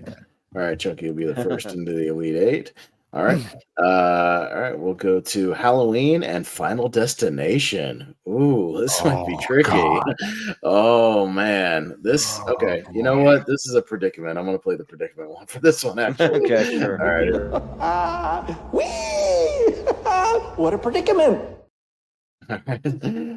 Yeah. Oh boy. And I gotta go first. Oh shit. I might need my full 10 seconds on this one because damn, Halloween's an iconic franchise, you know what I mean? Like, and I could watch almost any one of them. Final Destination for me is 5 or 6, so that's a hell of a percentage. Oh, shit. Yeah. I don't. I can't argue with anybody who votes for either one of these. I'm going to go Halloween and see where it goes, but we'll see. I've lived with it longer. Jordan? Yeah. So I do think that the first Halloween is like probably the greatest horror movie ever made. I mean, not my favorite, but still like top 5 for me. But yeah, like Final Destination though it's just like fun and like I almost want to say guilty pleasure fun, but just fun. Like it's not guilty pleasure, so I'll go Final Destination. All right, Wolf. You know, this is a really tough predicament. But looking at it, and if we are talking on the consistency of the franchises, as bad as that 4th Final Destination movie is, I would maybe flip it on over like that first Rob Zombie Halloween, or one of like the worst one of the worst Halloween films. Like if I had a choice and someone put them in front of me, I probably would pick that. I think that I think the consistency of Final Destination shows stronger, and if the 7th one is as good, then that's just telling you even more. So I'm actually going to lean Final Destination.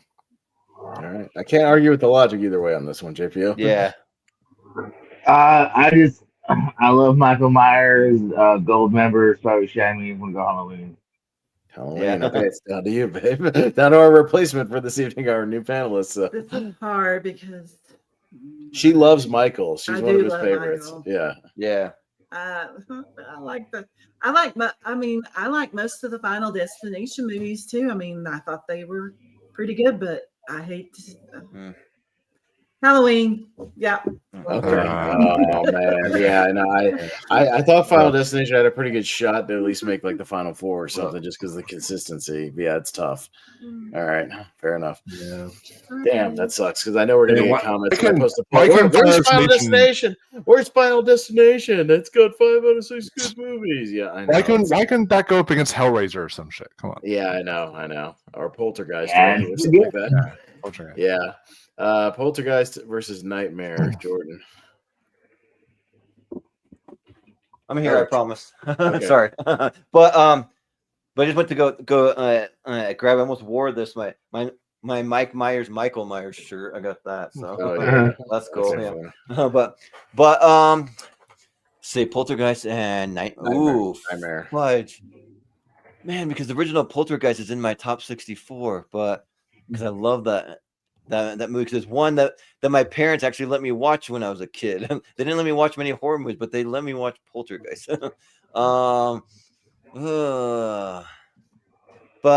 I don't know if all of them hold up, and most of the Nightmare ones do. So I got to go Nightmare on Elm Street.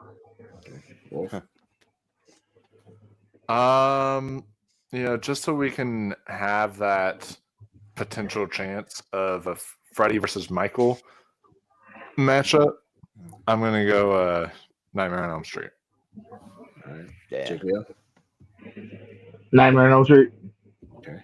Yeah, Rhonda. Ready? Yeah, I'm gonna go Nightmare as a franchise. It's more iconic, so I'm gonna go Nightmare. All right. Okay.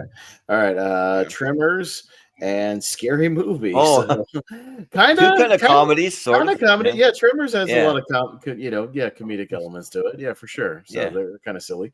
Wolf. I actually am going to show some love to Scary Movie. Okay. JPO. Scary Movie. Rhonda. Yeah. Scary Movie. You know what? As much as Tremors is, my second all-time favorite movie, I think, again, Scary Movie is pretty consistent with the quality, minus the 5th one, but those first 4 are all pretty good. So you know what? For consistency, this time I'll go Scary Movie. I don't mind having a comedy one in there, in the mix, in the Elite 8. I do like scary movies. You know where I am? Yeah, I can see you over there by the side of the couch or whatever. Just like the goofy, just fun take on it, like works and for most of them. So I'll go Scary Movie. All right, Scary Movie. Okay, making the Elite 8. All right, on the other side, We'll go our first one, Friday the 13th, and the 28 franchise. JPO? 28. 28. Rhonda? 28. Again, franchise. I know what I'm getting. I'm going to go Friday the 13th. I've lived with it longer. Yeah, and I like more of the movies, so I'll go Friday the 13th now. All right. It's up to Wolf. It's going to be tricky. I got on my shirt. My boy Jason. Me too. I'm wearing Friday the 13th. I got to stick with it. All right. All right. Friday. All right. Jason, moving on. All right. Okay. We'll go to Evil Dead and Alien. Oh shit. Oh shit. All right. I'm gonna play a different one. Here we go. But it looks like we have ourselves a genuine conundrum. A quandary, if you will. A real life dilemma. Oh, Jesus. All right, Rhonda. What? Me first? Yeah. Yeah. Gonna go first. Oh gosh. Alien. Okay, Alien.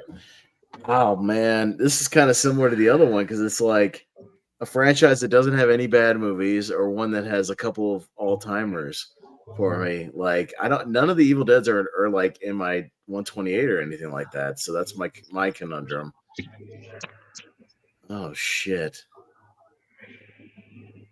Again, the one that I've lived with longer is probably Alien that I go back to more, so I'll go Alien, but I can't argue with the logic if somebody votes for Evil Dead. Yeah. All right, Jordan. Yeah, and some people might argue maybe Alien isn't like all horror, but the first one is like straight up horror, like, and then like there's probably so many elements from all the other ones. They're all creature features, so but there's horror elements to all of them. Yeah, 100%. Oh yeah, I mean, yeah, and yeah, like I just loved Alien franchise from the first time that I saw it, and they're in my top 64. And Evil Dead, it took me some time to get used to it, so I'll go Alien. Wow. This is actually kind of shocking me. I was like, of it, because for me this is very easy. Evil Dead is like, I'm going based off consistency here, and knowing that like Alien 3, I'm not a fan of, and I'm not a fan of Covenant and other films in the franchise. I gotta go based off consistency and go the most consistent horror franchise, which is Evil Dead. All right. Yeah. JPO? Alien. Alien, okay. Wow. I'm actually surprised everyone else voted Alien. I'm actually making notes because I know I'm going to get comments when we post it. I noted that Halloween beat Final Destination for the Elite Eight and that Alien beat Evil Dead, so I can answer that question whenever we get in the comments. You know what I mean? Yeah, sure. Which one beat Evil Dead? Yeah, I know. So, yeah. I'm going to get that question, so I noted it. That's an upset there, I think. Universal Monsters and Predator. That's another tricky one. It's me first. Oh man. Oh boy. Again, Predator has some all-timers for me.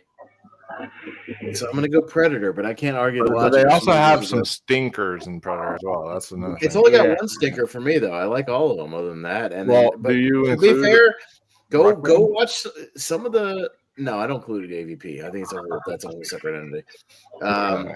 And then Universal Monsters has some mediocre movies too. Go to some of those sequels, some of those movies, they're not very good. They're kind of low quality. So there's a lot of mediocrity in there too. But the original ones are bangers. But Jordan. Yeah. I'd say that this comment might be more for Rhonda, that Ross said that the Hollywood vacuum you can wear a face. She's not wearing that shit. No. Hell no. There you go. No way. You can actually wear it. Yeah. Would that be kind of a I cool know what Halloween somebody's getting for costume? Christmas. Yeah. I saw walk this around with a face hugger on you. I saw this thing one time where someone actually had a face hugger, and it was like a drink thing that they designed, and like it actually had a tube going into the mouth and everything, and they would like pour it from their head, and it was like pumping to the mouth and everything. So it's just like how Yeah. All right. But yeah, I just think that there's just so many great classic monster movies. I want to advocate for that, so I'll go classic monsters. Okay. Wolf. Yeah, I'm gonna go with classic monsters because if those weren't here, then a lot of the other horror films wouldn't be here. Like those are the grandfather. Okay. JP. Predator. Predator. That's down to Rhonda. Predator. Predator. Okay. Oh, sorry. Universal's gone. She hasn't seen any of the Universal monster movies. No, I haven't. Yeah. I've seen more Predator. If we had done this a month later, she would have at least seen some of those originals in the theater. So, well, earlier Jonathan Carrot just said like, "Oh, get on the classic monsters. They're all short." I know. No, that's why we're gonna watch a lot of them. Yeah, we're definitely gonna get into. They're all short, which is nice. Yeah. Hellraiser and Scream. All right, get the fuck Hellraiser out of here. All right, let's go Scream. Okay. Hey, it's gone far enough. Scream. It's gone far enough. So yeah, okay, that's enough of that nonsense. All right, you had some kind brackets Hellraiser. All right, so Scream's getting in there. All right, fair enough. All right, so all right, let's go to the final four here. We got our lead 8. So let's see what wins this thing out. Let's go Chucky and Halloween. So Chucky versus Jordan. Yeah, Chucky and Halloween. Man, I didn't think it'd be a tough decision for me, but I'll probably go Halloween. All right, Wolf. Yeah, I think I would have to go Halloween here. All right, JPO. Halloween. Rhonda. Halloween. Yeah, I will put on Michael Myers movies almost any time around spooky season, so I'll go Halloween. Even the worst ones, I'll put them on. So I'll go Halloween. Yeah. You know me, I love Curse of Michael Myers. I'm one of those guys. So, you know, we're gonna do that one for our drinking game. Me and Wolf this month. We watched that movie when I came to visit. Awesome. That's right. That's right. Nightmare and Scary Movie. So all right, Wolf. Let's get that Freddy versus Michael match and do Nightmare. All right. Nightmare. Yeah. JPO. Yeah, Freddy. We'll go Nightmare. Rhonda. Nightmare. Yeah, I'll go Nightmare. Let's get the icons up against each other. Jordan. Yeah, let's go Nightmare. Nightmare. All right, so Nightmare into the final four. All right, on the other side, we'll go Friday the 13th and Alien. JPO. Alien. Rhonda. Alien. Oh fuck! This is a conundrum too because I'm wearing the damn T-shirt.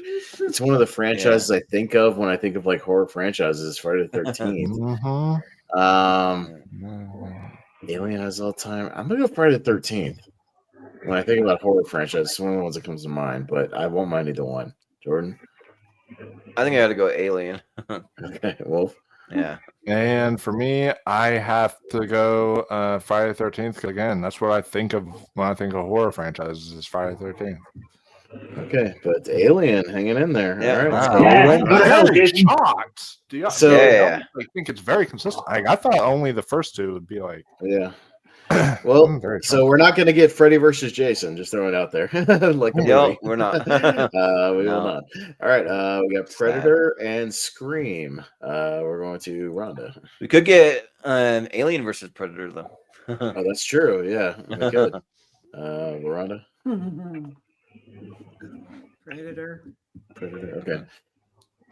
Again, I'm going to go with a more iconic horror franchise. I'm going to go Scream. Jordan. Yeah, kind of like low key, like Scream made me fall in love with horror, kind of like Wolf, because when you watch those, like they're so well written, just the dialogue and everything is just so good. So I'm gonna go Scream. Okay, Wolf. And the meta of it all too. Yeah, I'll be right back. I gotta go vote for Scream. Okay, there you go. Yeah. Scream, baby. Scream. All right, hang in there. Okay, we got our final four. And Wolf gets dragged off a screen, right? After that. We got some big time franchises in here that are all still going. Well, for the most part, still going strong. We haven't had a Freddy in a while, but it's still in the lexicon. So that's the one we haven't. Oddly enough, we haven't had a Nightmare movie in the longest out of any of these. So all right. I'm up first. We got Michael versus Freddy, Halloween and Nightmare. And shit, this is another conundrum because I enjoy both these franchises quite a bit. This tough.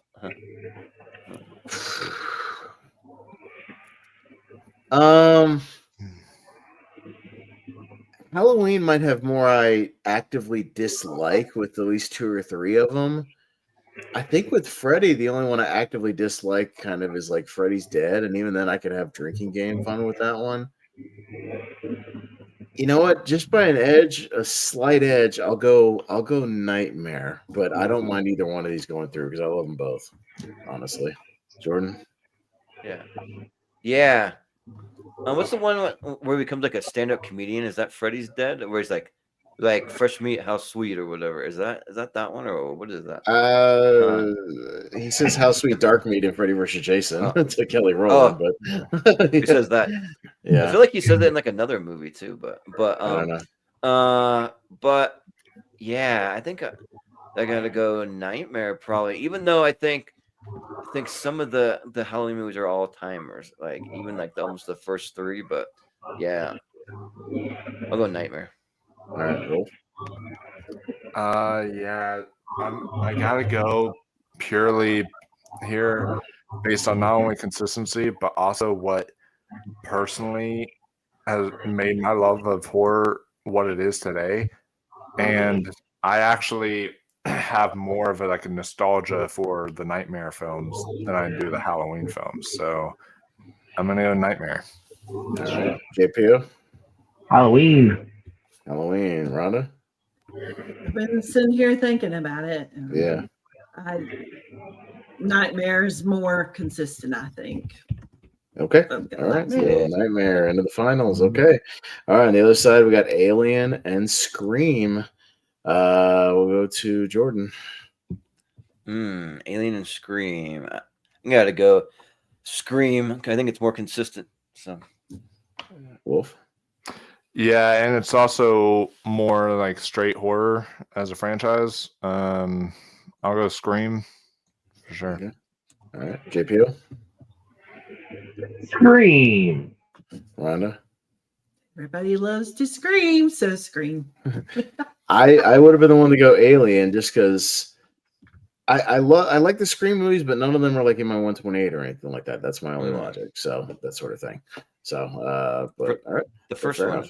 All right, so we got Freddy versus Ghostface, Nightmare, and Scream in the finals, and I think people would agree if they saw this finals, they'd be like, "Yeah, I get that. That's a solid matchup. Yeah, two big time franchises." So, all right, and Wes Craven.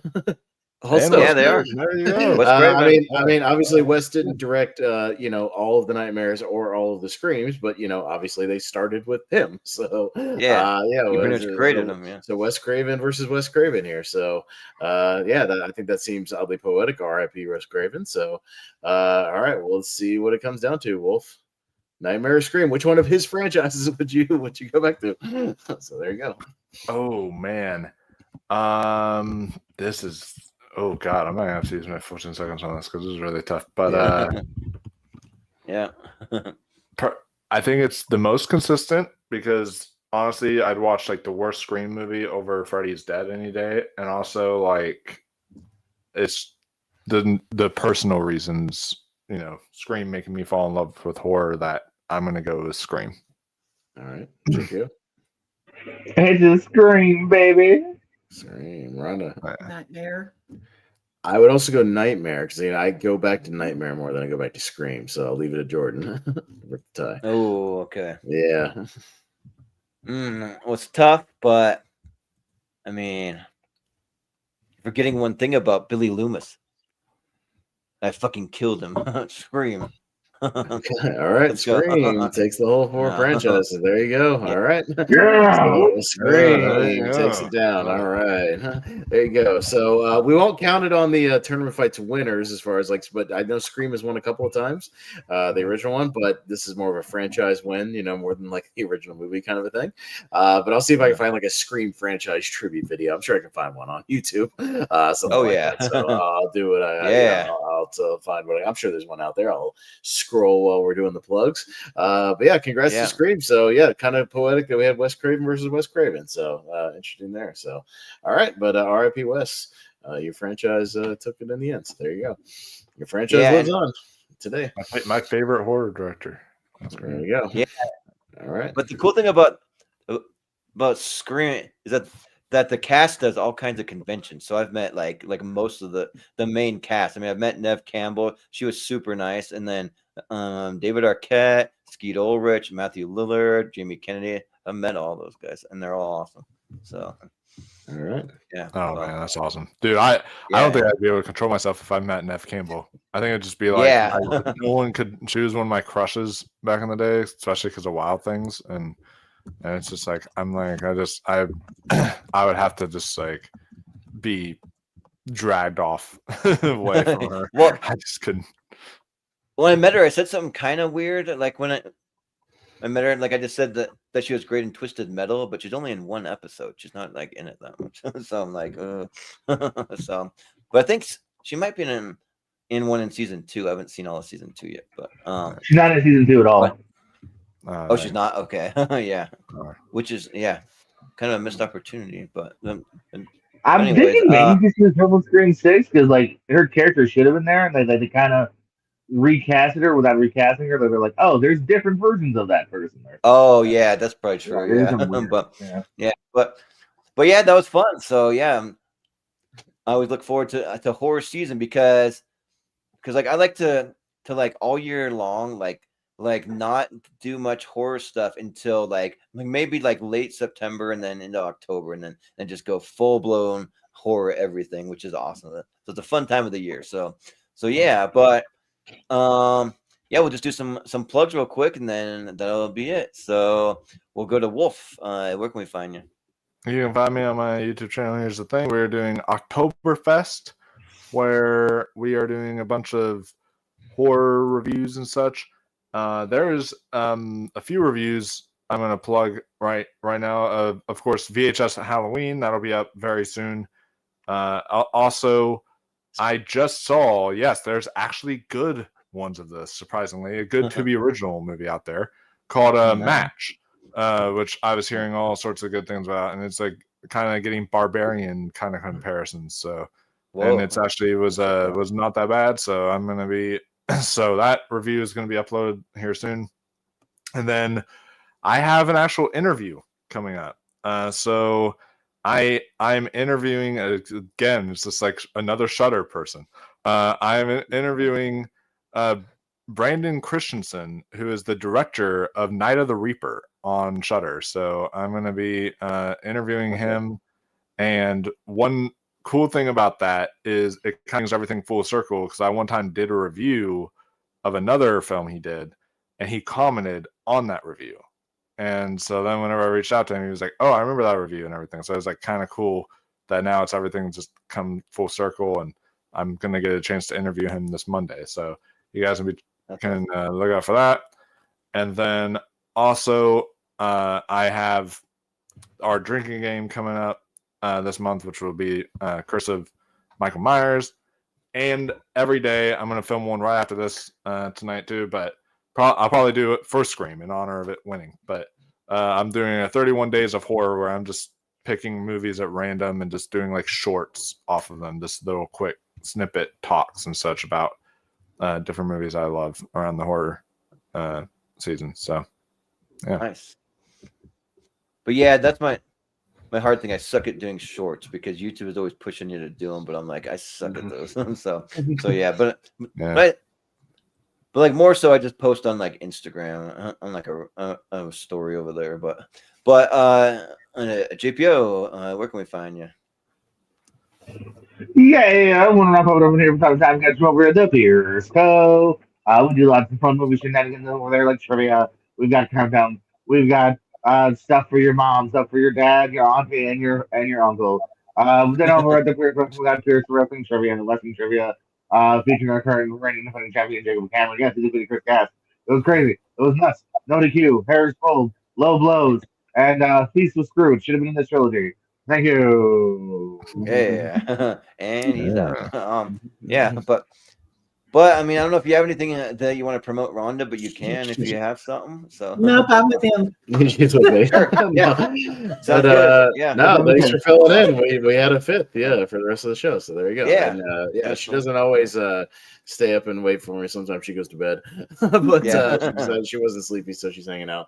Yeah. So cool. No, it worked out, and yeah, I'm working her way through her horror fandom, and because she used to just be kind of a real casual horror fan. We've watched quite a bit, and I've showed her quite a few things. So we're still working our way through it. Like I said, we're gonna watch some classic horror, the Universal Classic. stuff, and yeah, we're gonna make our way through the Scream franchise. So yeah, she hasn't seen all of them. We'll make our way through it, and we'll watch those and whatnot. So we're having fun. But yeah, no, I mean, you can find me mostly here, obviously, on all the various shows. We just did a Wheel of Movies Where They Live. You can check that out from a few days ago. Off air, Jordan, I might get you to spin the wheel off air, because we'll have to spin till we get a horror movie, but we'll do that off air. Sure. We'll do that on, so we don't want to take up everybody's time. Yeah. But then we'll have another episode later. We'll be recasting Scream, so that's a nice tie-in later this month. JPO, I know is one of your favorites. If you want in on the recast, that's also one of my Get on that. Yeah, I mean, we could just have this panel that's on screen right now if you guys want in on it. So if we want, you could, totally. I'd be down. Yeah, we're gonna do a recast of Scream later this month. So if you guys want in on that, we'll do that, and that'll be our horror one for this month. And then I'll be on And I Quote.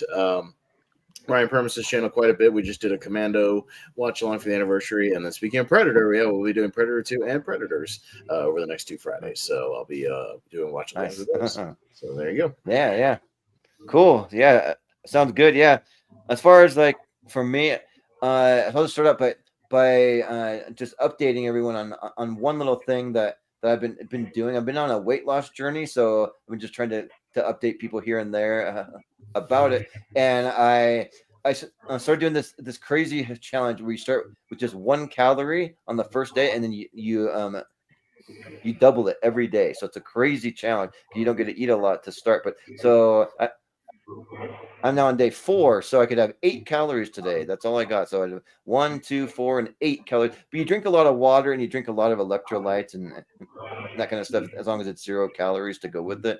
And then so tomorrow I get to have a whole 16. Oh joy! So, but hopefully it'll work. I'll keep you guys posted if that challenge even like works, or like how I feel and all that stuff, and how much weight that I lost, because I did my weight beforehand, and we'll see what happens at the end. But I'm only doing it for 12 days, and then I'm going on a trip to Vegas where I can eat anything that I want. I'm just gonna let myself just eat what I want, but not try to overdo it, because I don't want to gain that weight back. But just like not be so picky about it. But and then as far as myself and the channel goes, you can find us on all the social medias at Movie Hero 2121 and Jordan 83616. You can find us over in the Movie Hero Network group, where if you have any projects you're working on, if you have a YouTube channel, if you have any like pop culture or a movie or TV projects that you're working on, you can post over there, and then we'll try to share it out and support you and try to get you subscribers and views and all that stuff. So we're just a big family over there. And then we do have a Patreon. If you go to patreon.com/moviehero, and we're hopefully soon, because I want to try to do it at least before I leave for my trip, but get the extended Patreon schedule, because I've been just awful about getting that posted. So I promise it is still coming. And then we have all kinds of exclusive podcasts. We have some music episodes, and you can see a schedule that goes, I think, until like mid-November or so, if you'd like to sign up for episodes in the Movie Hero Network group. And there's some of those music episodes you can sign up. We won't do those until they fill up, but we'll eventually get around to those. And then just as far as like auxiliary shows, so Austin already mentioned the recast. And then I am still doing some trivia. I'm like probably like a quarter of the way of like clipping out clips and stuff for a trivia match. Will be movies with wrestlers in them, and so that should be coming soon. So I'll be reaching out probably within a few days to anyone that's a wrestling fan that might want to be involved. I was hoping to have most of the Lonely Marks, but we'll see if that pans out or not. But probably most of you guys. I might end up just letting those guys play, and I'll still just co-host with you, Jordan. Since you probably need Yeah, a you can co-host do that. anyways. But if we can maybe get Eric Ibarra or Jacob Cameron, a couple of the wrestling fans, maybe even Malcolm. Yeah, Malcolm, like even Malcolm and like yeah, there's enough wrestling fans in the community. When it's settled on a date, let me know. I got a couple people to reach out to. Yeah, JPO knows enough people that love movies and if you know wrestlers. anyone, So totally. yeah, I mean, we'll get a once we have a date film, and I'll work around. I'll be there, but I might just help you, like just host like we usually do. You know what I mean? So it's all good, and I can help fact check with how many wrestlers are in it if you miss somebody, because we're gonna do that as a bonus. Yeah, so I'll help you out with and that. I'm hoping for like a 4 to 5 person panel, so we'll see how it goes. So yeah, we'll figure it out. So yeah, but yeah, and then we will get getting back to our best to worst series that is still happening, but I'm just don't have a lot of time between now and when I go out of town, and I got to work like overtime basically until I go to town to be able to afford everything, because we're trying to do a lot in Las Vegas, make it the most of our time down there. So, but that will start back up probably like a week or two after I get back, and yeah, so because for that we've been doing our greatest acting performances of all time, just all of our favorite acting performances. So that we'll get back into that, and then just as what we have still for tournament fights and tier rankers. After this horror franchise one, we'll be getting into the 1990 ladder series. We'll have 1 week where it's not horror, but we still want to do the ladder series. So best of 1990. Then we'll be getting into a tier ranker of the best horror movies of the 2020s. So we did best standalone horror movies, but we didn't include movies from the 2020s. But for 2020, it'll just be all horror movies from the 2020s. So we'll have that. And then we'll be doing best horror movies for kids / families, so like our beginner horror match for a tournament. And then we'll be doing movies that take place on Halloween, so they're not necessarily all horror movies. There's some other ones like Mean Girls or Big Daddy or The Karate Kid or whatever other movies that might have a like Halloween scene in it. Then they'll be eligible for that. And then we'll be off for Halloween. We'll give everyone that day off, but then we'll come back strong with my top 64 most overrated movies of all time. So I'm doing my own top my own most overrated movies, and for that one, I made all kinds of goofy posters, kind of poking fun at the movies and whatnot. And some of them turned out really, really cool. And then in exchange, everyone can kind of poke fun at me for an episode. So I mean, I've already just like prepared myself for that mentally, and I'm just gonna laugh along and just have fun. You can come at me with whatever you got. So. And then after that, it'll be our next mystery series, which will be a fantasy series. So it'll be just like our other mystery series. So it'll be 4 tournaments of just random fantasy movies of 64 that I pulled from Flickchart, followed by a championship at the end of the month. So we'll have that. And then we're also getting to our 1989 letter series will be in November. So we're finally getting into the 80s, which I'm not totally sure if that's when we're going to start maybe doing one tournament of all 1989. What we're going to do, we'll talk to you about it off air, is we're still going to do a 3-part when we do the ladder series. But the first part will be 1 year, so 89. The part 2 will be 88, and then we'll do a half bracket of the Sweet 16 from each of the years. We're going to double up, but still do the 3-part thing. So we'll have to work that on. Okay. Schedule. That's what we're going to do. That's what me and Malcolm said might be the most consistent that we're going to do. Yeah, that sounds good. And then just to throw in a couple of bonus ones near the end of the month. He hasn't told me what he wants to do, but it's Chris Scott's birthday, so he wants to do a birthday episode. I'm not sure what he's going to want to do. So when I find out, I'll let you guys know. And then the very I got an idea. We all just ask him why he reviews what he reviews. Go through all this 5 out of 5. Yeah, all of his 5 out of 5 plus reviews, the whole tournament. No, find his weird ass ones like Juror number 2, and there's a bunch like that. Like, why? Yeah, we'll have like all the 5 out of 5s on one side, and the ones because he doesn't have anything else. So yeah, but and then just the very last one, I'm just going to throw in there just to give a little extended look. We are doing a battle of the Ryans, so it'll be Ryan Reynolds versus Ryan Gosling. So and I think that those two should have enough to fill it up. I don't think we have to add a third Ryan because there are other Ryans, but I think Gosling versus Reynolds is a good one. So yeah. So there you go. Yeah, we'll have to count it. There's probably enough, but if not, we'll find another Ryan. If there's it's like Ryan Phillippe, or I don't know what else. Yeah. So Meg Ryan? I don't know. Yeah, right. Yeah, I mean we could. Yeah. So we'll see. But yeah, that will do it for us tonight, guys. This has been fun. And Rhonda wanted to say she's off the bed, but she wanted to say thanks for letting her jump in. Oh yeah, totally. Left, and she's had a lot of fun in the 2 shows she's done. So maybe we'll have her, on the occasional episodes here and there because she has a good time. So if there's any particular topic she's interested in, and just let me know, and we'll try to accommodate. So yeah, but that'll do it. So we'll say for Michael the Wolfman Wyndham, for Jordan Owens JPO, for Rhonda, I don't know her last name, sorry. Don't worry about that. yeah. But for Malcolm Lay, for Austin Pez Howell, I've been Jordan, the movie hero Anderson, and we'll see you next time. Hello? I was home watching television when The Exorcist was on. Got me thinking of you. Scary night, isn't it? With the murders and all, it's like right out of a horror movie or something.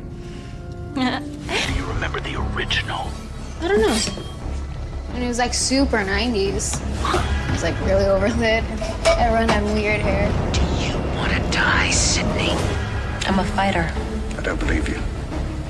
Bam! Sid! Super bitch. I don't. I'm a fighter. There are certain rules that one must abide by in order to successfully survive a horror movie. I want to play a game. You know the camera's here. I just want to find this fucker. You're not scared, are you? What world are you living in? I don't need friends. I need fans. I've got an ending for you. The reporter left for dead in the news van comes to, stumbles on you two dipshits, finds the gun, foils your plan, and saves the day.